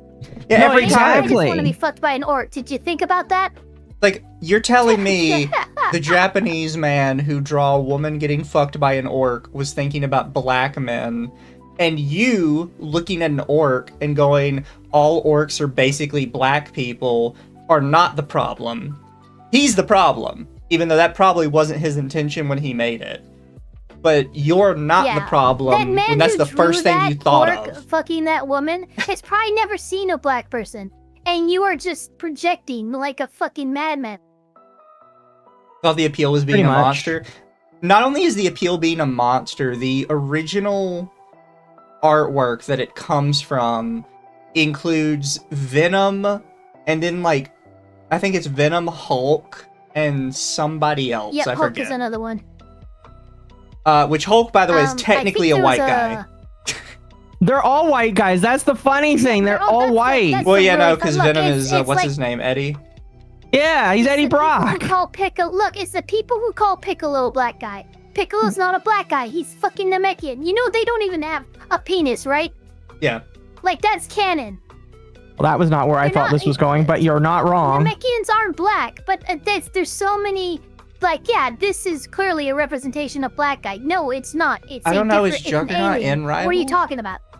Because the artwork Juggernaut? I'm not sure. The artwork was Venom, Hulk, and somebody else with 3 of the girls, and it was a Marvel Rivals artwork. Is specifically what it was. Okay. And they specifically snipped out the picture of, I forget what the Asian lady that wears the purple outfit is called, but her and Venom. And they were like, they intentionally snipped out the other side with Hulk and the other side with the other guy. And they're like, isn't it weird that Venom's basically just a stand-in for the BBC fetish? And also, yes, it was Psylocke, wait a minute. thank you. Wasn't it the thing? Why the fuck would they say that? That makes no damn sense. Because I just, people are so retarded. It's all white people. That's like what their transformation made them black. This isn't Get Out, okay? Jordan Peele did not fucking direct this. You're not wrong. Also, there's an awful. I can tell you guys from just pure tags. There's way more artwork of Venom with tentacles and Spider-Gwen. Accurate. A lot of it, by the way. On topic of Rivals, y'all see that they added Angela? I saw that they added Daredevil, and that he's now like a Chinese guy that summons a dragon spirit. Don't know what the fuck that's about. I mean, maybe that's just an alternate version they decided to include. It's weird though. Emma I don't Frost remember him gives me having a Chinese unbiblical spirit. thoughts. Emma Frost is the first character that made me go, huh? So that's what this lesbianism thing is about.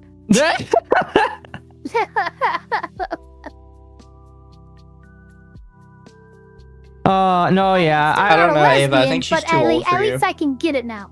It depends on which version of her. For me, yeah. Well, look, that's the issue. Is like the only way a woman becomes attracted to me is if they got like straight up mommy energy.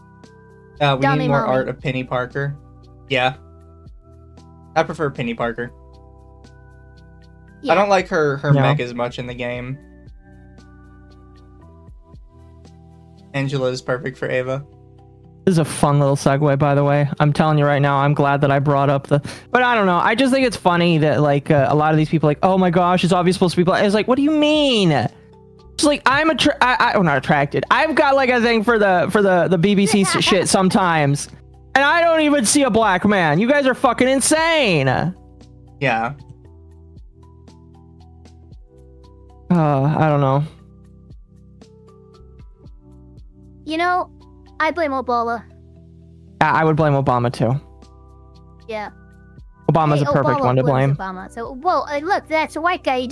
That's a Mexican just turned black right there. Bam. There we go. Yep, right there. It's happening before our eyes. Oh my gosh. Speaking of Obama, Was he I heard that Mexican? Trump intentionally decided to change the White House picture to a picture of him so that on Obama's like page, it showed that his past experience is just a picture of Trump. That's fucking Unfortunately, I'm hilarious. normal. I'm not normal, Kendra, all right? I mean, I'm more normal than these two, but I'm not normal. Oh, keep telling yourself that. Excuse me. Unironically blame Obama for appointing the judge that let Google get away with monopolizing search. Oh, that's right. Did you hear about I'm that? so pissed off at I that. did not. Yes, and so look, so what has happened is this judge in a circuit district court has found that Google is indeed a monopoly.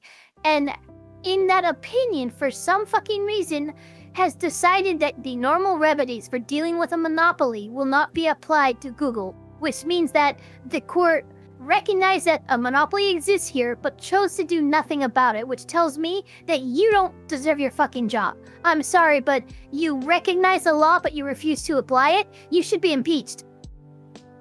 I'm that fucking heated about it. Yeah. Because they just verified in court. They just said it out loud on paper on a court document that yes, you can be a company that's too big to fail, that's too big for the government to take down. That it'd be like back in the 1900s when Standard Oil was found to be a monopoly. If like, yeah, you're a monopoly, you're breaking the law, but we're not going to do anything about it. Could you fucking imagine? I could not imagine, honestly.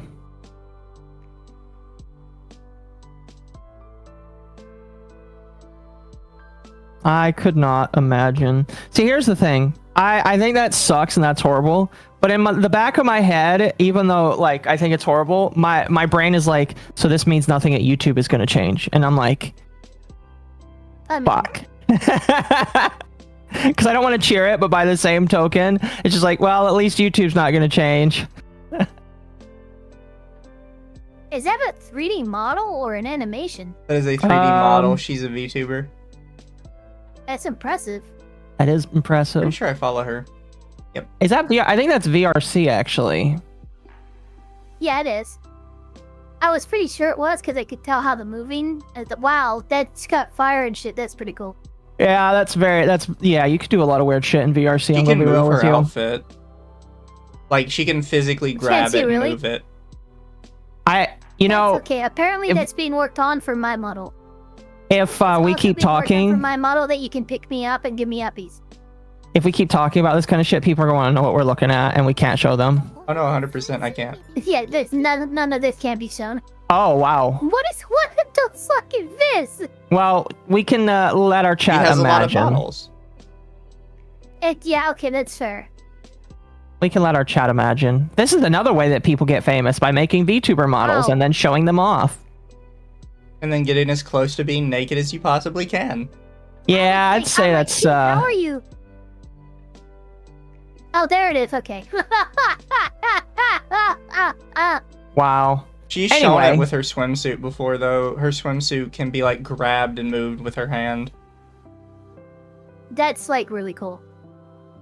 I don't know if she makes her own models, if she has like somebody else that does it. Unironically, I'm gonna see this right now. Like when my model's done, it's all over. Oh dear, what are you gonna do with it? Raging Bull's gonna be very upset with me. Oh, you're gonna do that? No, but there would be a lot of teasing. There, just don't do it on YouTube. Of course not. I'm not gonna get Bunko tagged, I promise. Oh, good. Anyway. Oh, wow. What? What's this? There's no way. The thing is, this is an actual popular account. Bro, how the fuck? Seriously, man? Yeah. As a virus. Yikes. Thank God that got community noted. Not yet. It's still on needs ratings. Oh, well, go vote for it then. I like that one. I love how he's apologizing for it now, too. And did you want to talk about that artist? Real quickly. The one that, that claimed that her art was being stolen? Or her character was being stolen or some shit like that? Everybody told her to get the fuck out. Ava died. Oh, did Ava die? I did for a second. Oh no. I tweeted about it. She poofed. You'll have an easier time finding it than I do because I tweet a lot.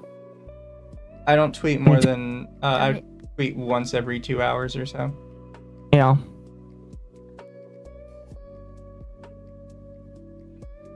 Oh, you want to talk about Sungwon Cho as well? Here we go. That was really funny. Oh, there, perfect. Perfect. No, I actually had an interesting opinion on this, I think. Okay. So, chat, this is the one we're talking about. from their name was Melly, I guess. Also, I need to move it. There you go. They said, of course I don't own the concept of Red Demon Girl, but it's so on the nose, I can't turn away. The colors are similar, the pigtails, the broken horn on the exact side, the earrings, horn wings, mismatched leggings, ribbons on the sleeves, the shoes. It's just a bit sad.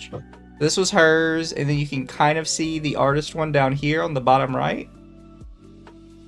And this is not uncommon. People say this shit in the VTubing space all the time. Yes, it is kind of a meme. We probably hear this every other week at this point. So my thing is, I think it is perfectly fine to kind of rip on this girl and be like, wow, you're cringing gay. You know, that's fair. However, as I said in my tweet about it, some people are just like, no, her career literally needs to be ruined. She needs to be run off the internet and banned. Yeah. It's like... Which is insane. She said something stupid on Twitter. Y'all need to wind it back. Mountains out of molehills. Let's be real. Yeah. She said something cringe and gay. Be honest, I've seen the response instances is like to tell her this it's that end up cringe being and a gay. teaching moment for the content creator than anything. Powder being a good example. Yeah. Oh, yeah, 100%. Like, the proper response is to say what you said was cringe and gay. And then you have people like, no, she must be destroyed. Like, yeah, which is so insane to me. These are the people who, like, I swear to God, if you committed Sudoku right in front of them, it still wouldn't be enough. No. Like, it wasn't that bad. She said something stupid. She got reamed out for it. Take a chill pill. And they can't. They have to escalate. Yeah, mountains out of molehills, man. Like, they have to escalate more and more and more. And it's like, you stop. Yeah, Jody just brought up a good point. Reminds me of a blow-up from 4 months ago. This happens at least 3 or 4 times a year. Yeah.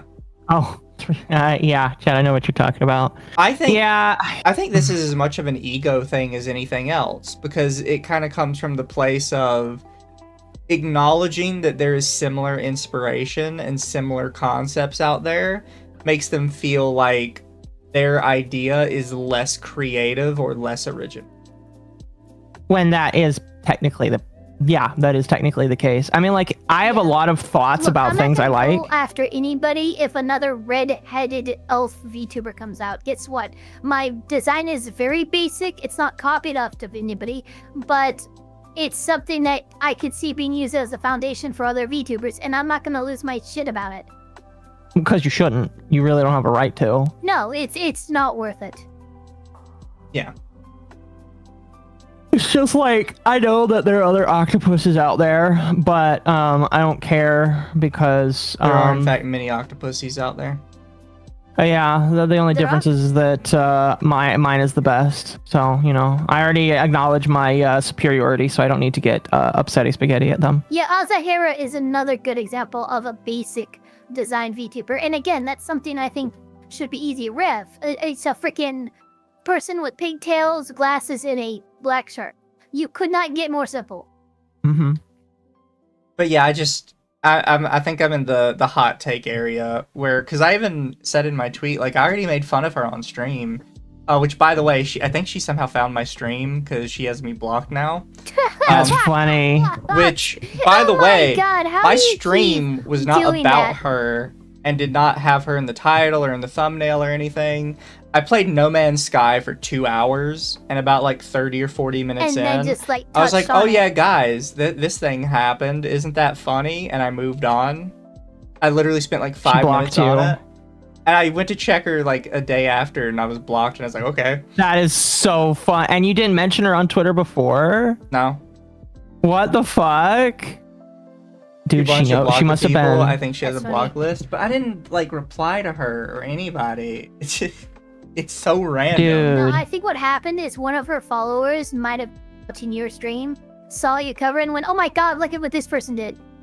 You got snitched. Like just some mutual, just some viewer wanted to start shit. That's what I find it very hard to believe that this person was lurking in your chat until you covered them and they decided to block you. I find it more believable a viewer kind of reached out to them when that happened, and then she just, did her reaction thing. Following somebody that dogpiled on her and she blocked everyone following that person, maybe that's a possibility. It's just funny it happened the day after my much stream. More possible, yeah. That is hilarious. That's the thing. Like, listen, you can make fun of them. I made fun of them on stream, but I made fun of them in the way that was like, haha, isn't this funny? And they're cringe. And then I go onto Twitter and I look at the people quote tweeting them, and it's like, this person is evil. They deserve to die. Their platform needs to be removed. I'm like, you guys need to stop.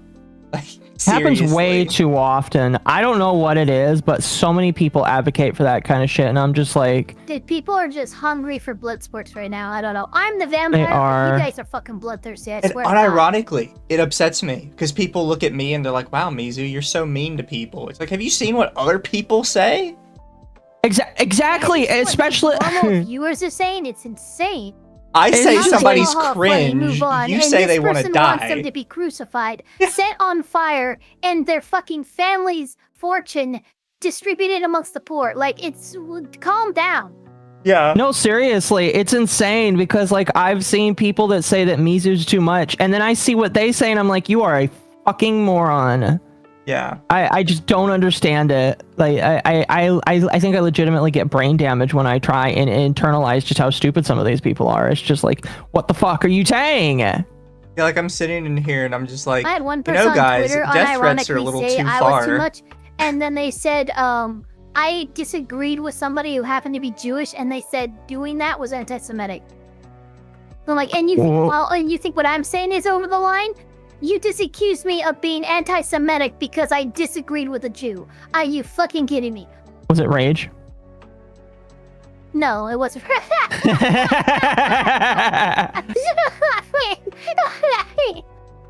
Anyway. No, it wasn't rage, but it was like legitimately. Like a few people asked in the retweets, so like, is this real right now? Is this real life? What's happening?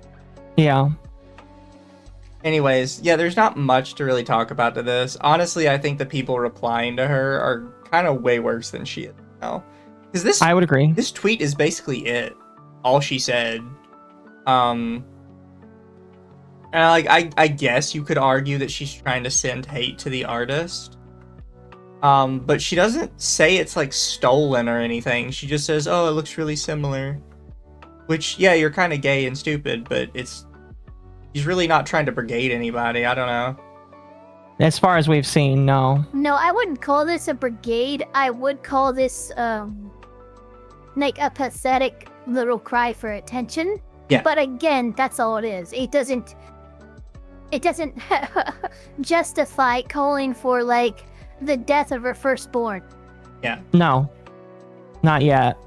And that's the thing. I mean, what? Not yet, It anyway. makes drama like this so much less fun, and I kind of realized this back when I watched LOLcows a lot, right? And I think I first realized it with the Terry A. Davis stuff. Because Terry A. Davis was That's a good one, yeah. so funny to watch. Because the stuff he said was absolutely unhinged. And then all these like bad actors got involved. And it's like, well, it's not fun anymore. Because now you guys are doing actual damage.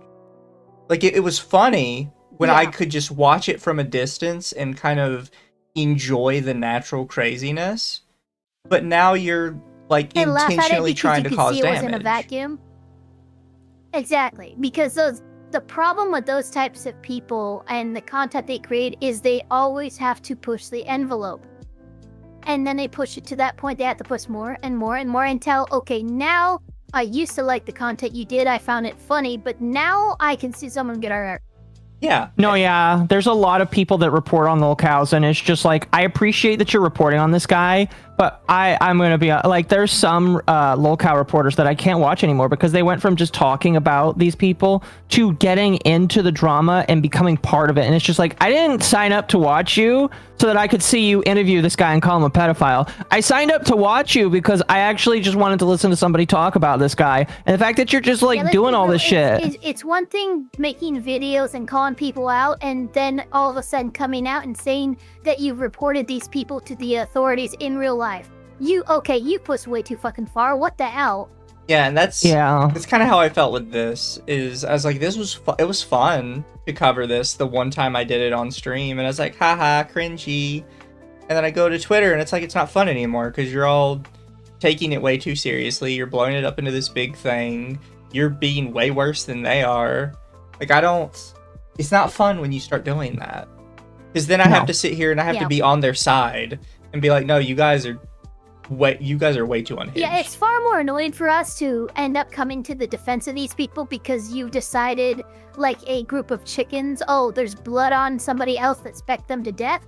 Now we have to come to the defense when honestly we just want to laugh at them and move on. But now they're actually like getting death threats and shit over what is just a cringe post. Yeah. I agree. And it's yeah, pretty much. There's not much you can do out of that except for just say, you guys are cringe, stop it. So I will end off tonight with this, guys, because I don't want to say the names. I don't want to touch on this too much, but I did a stream on a person who very likely a VTuber that is an actual pedophile, and I found out halfway through my coverage of them that the person who was getting the information on them is also a known pedo in the VTuber community that disappeared a couple years ago and has apparently still been hanging around. And after a while, they changed their mind, and they also started defending the pedo and saying crazy shit like, yeah, they're a pedo, but they said they're gonna go get help, so it's okay that the stuff they did. I'm like, And again, without naming names, this is somebody who came out as part of the group exposing this individual who is now turned around and, it's okay now. And yeah, that's really gross. I mean, that's one giant red flag the size of Texas. And they now have support of the same variety from multiple other smaller VTubers in kind of this same circle that are all now saying, well, you know, they are a pedo and they did groom kids, but they said sorry and they're gonna go get help, so it's okay. Yeah, they are also because they've been when they came out with these accusations, they were making claims like, oh, there were police reports and stuff like that, and now they're just straight up lying, saying, oh, well, the person we accuse, they have a family member in politics and they got it all hushed away and stuff like that. I'm telling you right now, these people never made police reports. These people were just posturing, and now for some reason they walked back and they're on the person side of which they tried to accuse and expose. Like, what was it, 2 weeks ago? Yeah, 2 weeks ago.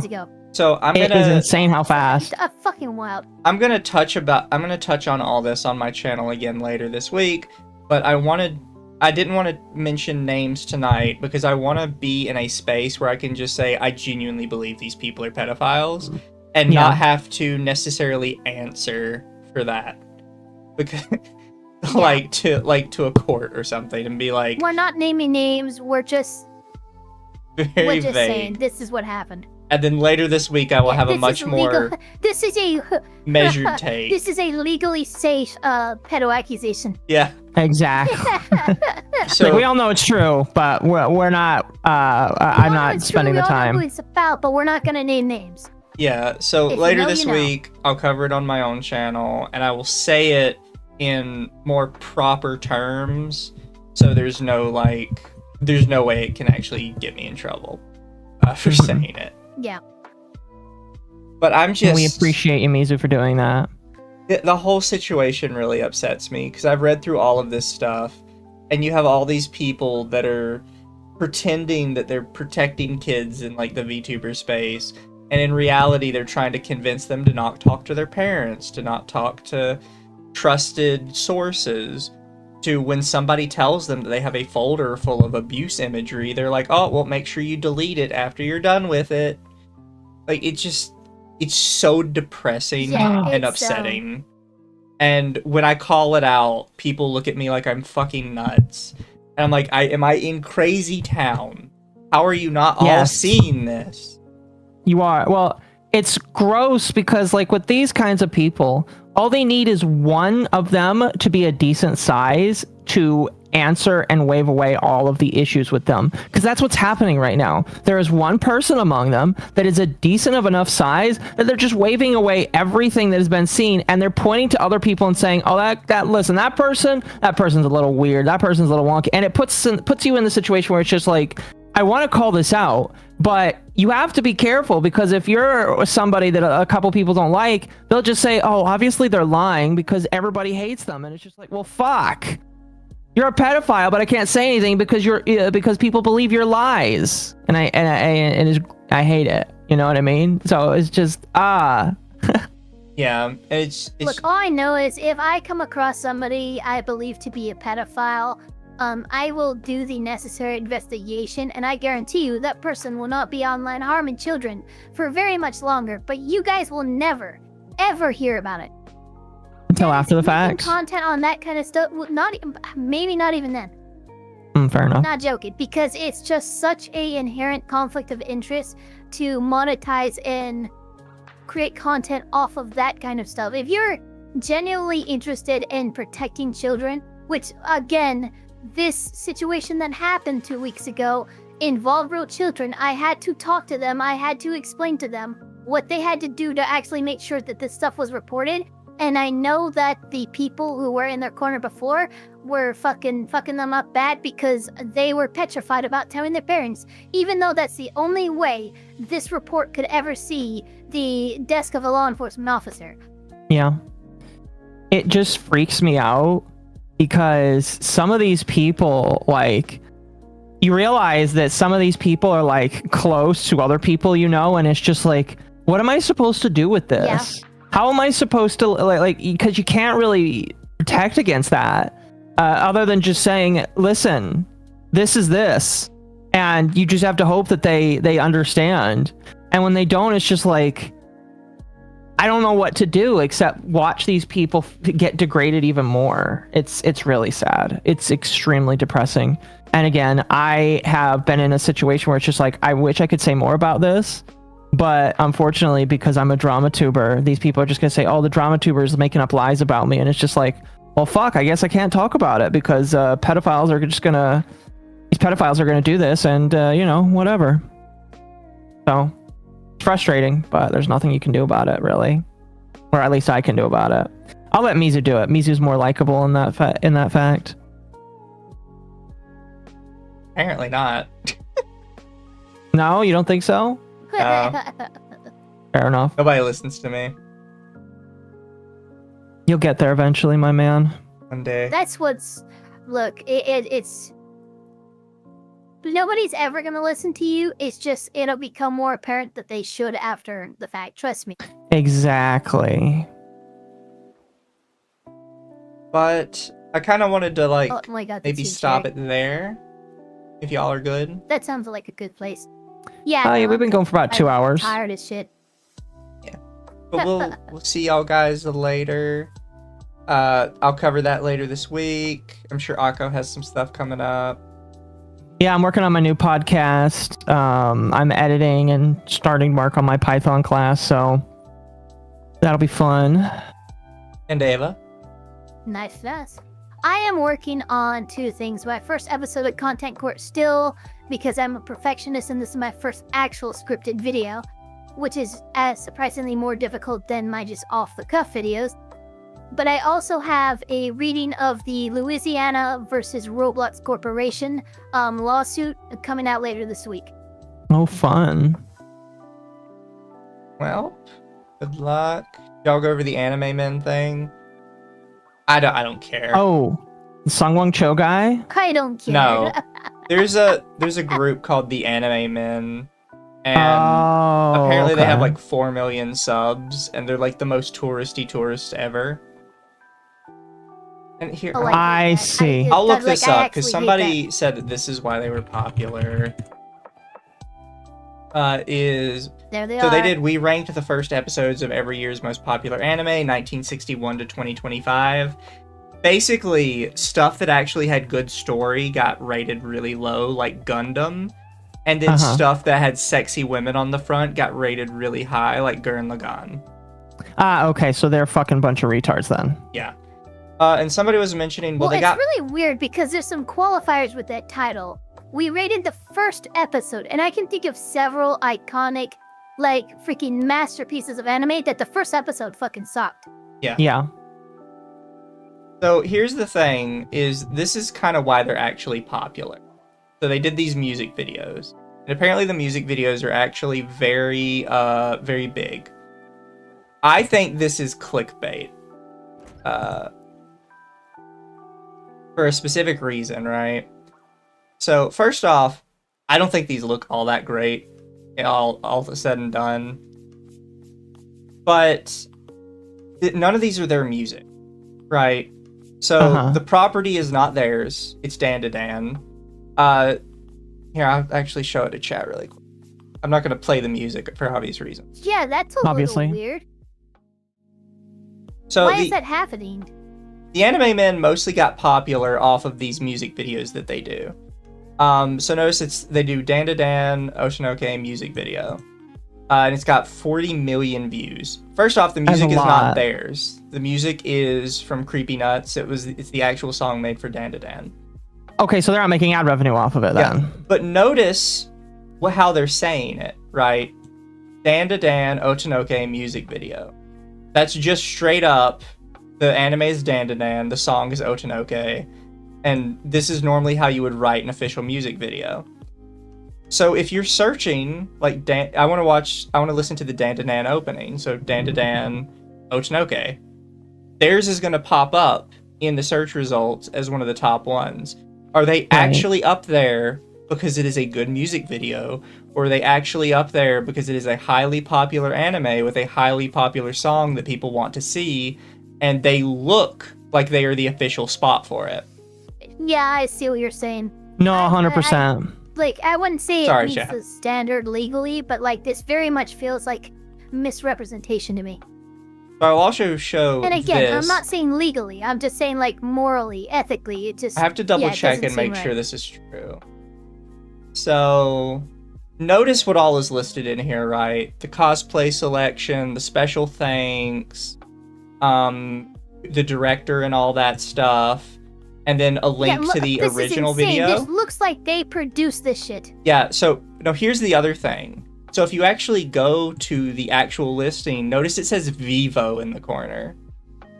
As far as I know, they are not associated with Vivo. For those that's the thing that people do. No, Vivo is a whole thing. Yeah, so for those of you who don't know, chat, Vivo is an actual professional like music company. And a lot of the biggest... They're a music licensing company. Yeah. Most of the biggest musicians, you will see their name followed by Vivo as their channel name. Yes. That's how big this company is. So yeah, if you look at it, chat, Vivo on YouTube doesn't look that big. They only have 20 million subs. But that's because they are a music like licensing company. Like you can see like what's attached to them.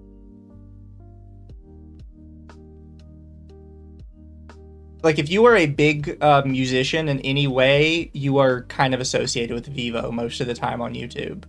Yeah.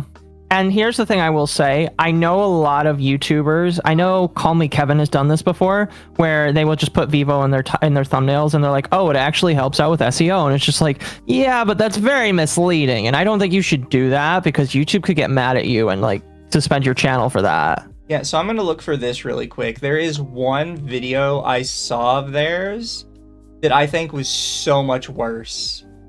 I'm just looking for the very clean. Yeah, see, Bing Bang Born, which is from, what do you call it? Yeah, Bing Bang Born is the one that annoyed me the most.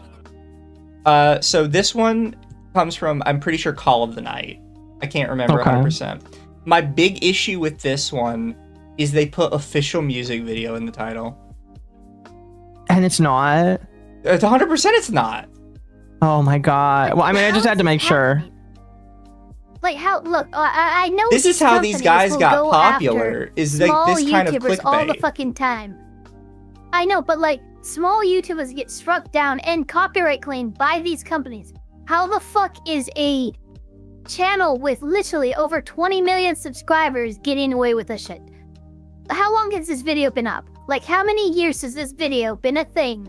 Way too Been many. able to be claimed and taken This down? is only a year. A year. A full fucking year. This song only got popular like within the last year. Still though, it's So been up it's for a normie full slop. fucking year, Wait, did they actually and it's get not been commission for claimed. this? That's insane. Because that's Oh, did they? that's the actual Creepy Nuts channel. Oh, okay, maybe. Oh, wait a minute. I mean, maybe they did. If they did, then that's a little different. But still, different. it is. If it's official, then it's official, and there's not much we can really do about that. Yeah, there's no. We just have to stand corrected there. I don't feel like it is like I feel like they maybe like the video. I don't feel like it's official though, because all they have is like a link to the original. They don't have anything else really listed in here like you normally would have for that kind of stuff. Yeah. I am willing Game to itself. take the L that this is possibly Yeah. official.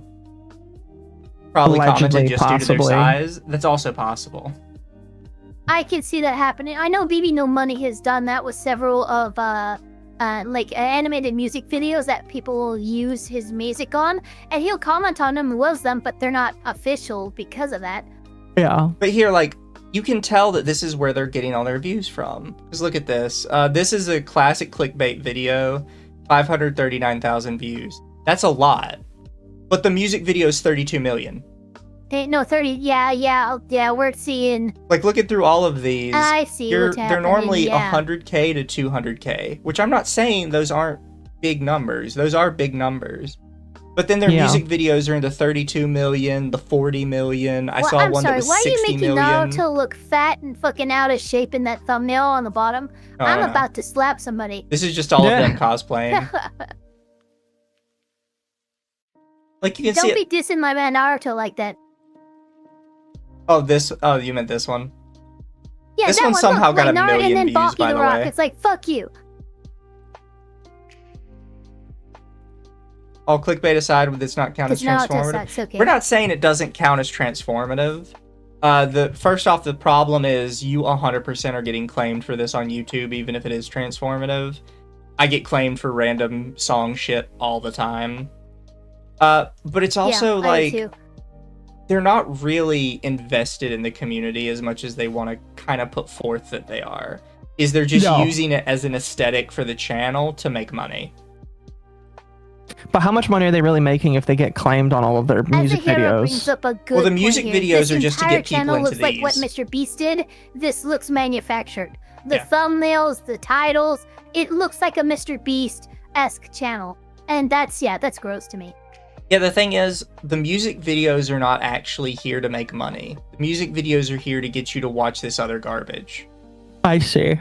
I Yeah, see, I and see, I it's see. working on some Which is level. why the There's music some videos return are so there. clickbait.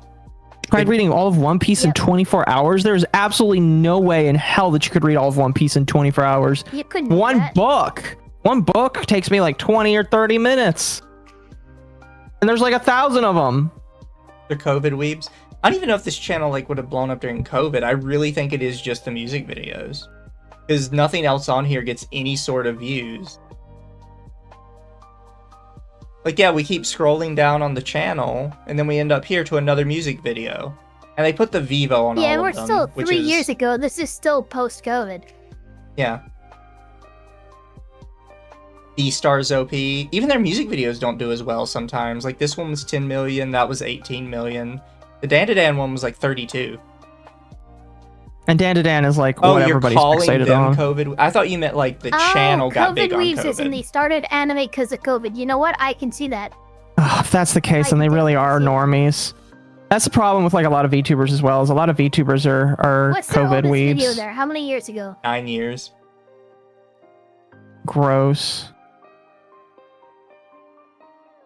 So look, they have no content on this channel for many years, and then Bunny then Girl Vivo. Senpai ED music video. It's just all of a sudden a fucking fully produced music video. What the fuck? Yeah.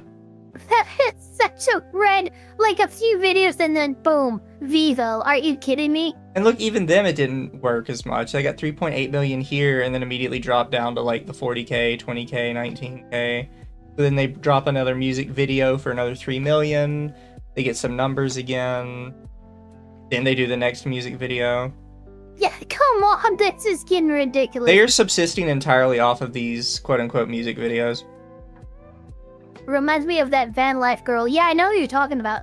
Oh, I remember that where YouTube pushed her really hard. Her life wasn't real. Her life wasn't real, and then she stopped doing it after everybody figured out that she wasn't real. No, yeah, that was crazy. Also, can we address the fact that people were saying, so there were a couple people, not everybody, most people were calling them out for saying this was cringe and gay, but saying that this channel was like a staple of the anime community. And look at like just how few videos they have. Yeah, I mean, first of all, I'm not even sure. Did they do live streams or something? Like, I'm trying to figure out how they've gathered. Okay, they do. Oh, they do shorts live streams. I reckon. Oh no! Gross. That's the sound of me trying not to throw up. Absolutely disgusting. They even aimed it after the anime man to get SEO off him. 100%. That's definitely what happened. They're definitely trying to get some of like Joey's stuff. It's Joey, right? Is the anime man? I can't remember. Yeah, but it's just like, and you go even Sea Dog. Yeah, those are. I would rather watch them over these guys than these motherfuckers. I promise. Exactly. No, they actually Sea like. Dog actually lives in Japan. He's voice acted in fucking animes. That ain't a tourist. His content and his career are in line with one another. Even though I feel like his opinions are cringe. By the way, chat, I would like to. But he can have cringe opinions. I'd like to share some of my points here because I mentioned this with the Kiyomaru thing earlier. So you see like most of these are YouTube short streams, and see like YouTube short stream 20k. Oh, this one drops down to 3k for some reason. What's that about? This is a regular stream. Damn, what the fuck? This is a regular stream. It's not a YouTube short stream. And then the very next one jumps up to 11k, goes right back to YouTube short stream. You know, I have been slightly tempted. Algo is favoring for you. YouTube short streams are just so much. They get so many more views than a regular stream. Ridiculous. I've always been tempted to see a YouTube short stream, but I'm always terrified as well because if I do that and then I do other content and it does bad, it kills all of your other content. So it's just like I'm not willing to do that because it's gonna murder my content. DRB gonna rebrand my channel to Galgura. Fire meme react, and I cannot tell you how many fucking copyright ID claims there are. There's literally like 50. That's why I don't do that kind of shit. I gotta be careful. I don't want to shade this VTuber too much, but there is a really fucking boring VTuber that is ridiculously popular that debuted the same week as Gura, and they put Shark VTuber all over their channel. No. Are you serious? Yeah. I will say, them debuting the same week as Gura, I think was probably just coincidence. Because you don't just, it wasn't like a slapdash model. It was a proper put together model. Yeah. But they are absolutely boring as shit, but they have a huge channel. Because the same week Gura debuted, they put Shark VTuber all over their thing. And people trying to find Shark VTuber Gura kept finding their channel. That's funny. Chat, I'm not confirming or denying any names because I don't want to hate on too many people. I'm just saying, their channel is so boring. The trans one? There's a trans one? Jumps up and down because they do two streams at once, portrait and landscape. Look at the names of the streams. No, they only do it sometimes. That was probably them doing a test. Oh gosh, they're playing Danganronpa. Like, I liked Danganronpa, and I tried to play it on my channel. I probably will never finish it because it is such a normie slop game now. It is made for normies now, unfortunately. Yeah, like, look at just the wild differences in between doing shorts and regular. Portrait, 15k. Landscape, 3k. Portrait 15k, landscape 1k. Although this portrait did get fucked, apparently. This one doesn't have a preview. Is this one just broken? I don't know. That one might just have an issue with it. Also, if they use the same thumbnail 4 times in a row. That's not good.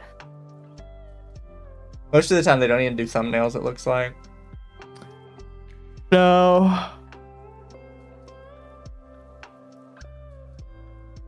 Ay. Clearly What's a wrong, chat? You know coincidence, I'm but they right. didn't capitalize off Gura. Yeah, that's the thing. I think it was definitely a coincidence, but I don't think they would have made it anywhere without Gura. Chat, you know I'm right. A bunch of normies play Danganronpa now, and they use it as like a weird backboard, and it's just like I'm tired of seeing a bunch of normies playing it. Yeah.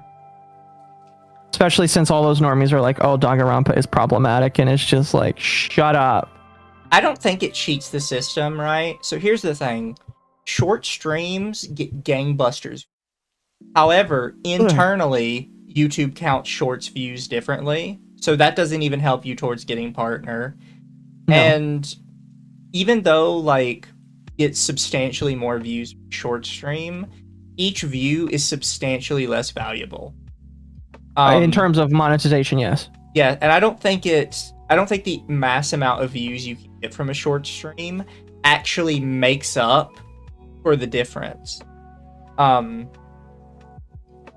Teach you how to use Photoshop for thumbnails. I'll send you the thing I use. I don't use Photoshop. I haven't used Photoshop since high school. Well, the thing you use is pretty good. Doesn't it have an app 4 million download? subs. They can get a ton of sponsors using that metrics. I think that's more what happens with the short streamers and the TikTok stream. Is they a bunch of boomers don't understand how it works, so they're like, oh, they get 1 billion views. They're clearly a great channel. This is a fantastic spot to sponsor. Except they sponsor to a bunch of people that don't even see the product sponsorship because most of those views are people scrolling past you. Exactly. Speaking of short streams, by the way, have you guys come across short streams in the wild? Because it happens very seldomly for me. It happens to me a lot, and they're all shit. I didn't know short streams existed until now. So I will tell you, most of them seem like bots or like some kind of botted stream. Some of them are. I didn't know. And then you can stream through shorts. Like, is that what we're talking about? Yes, we're talking about streaming through shorts. Weird. Yes. If you do a stream and you make your output a portrait of a specific size, and you put like hashtag shorts in the title, you will stream as a short instead. Oh, that's fucking weird. And they are horrific. It is. I will say, the few times I've come across short streams, there have been 2 categories: video games or people complaining about Trump or being all for Trump. I have not seen any delineation between them. It's insane to me. There is a large number of short streams that would drive me nuts if I was doing this to make money. And it's just a person sitting there staring at the screen while, like, on the top screen, it's playing, like, Family Guy or something. And it's not like a recording, it's like the actual person there. Cringe. And I'm like, this would drive me nuts. Just sitting in silence for hours. I would off myself.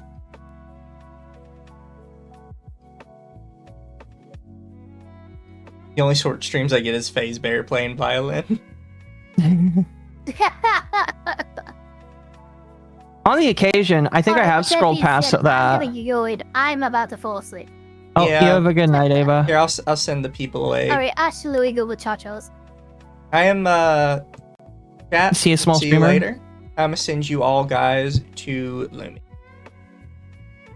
Lumi is playing the Helldivers. They just got back from a little trip vacation.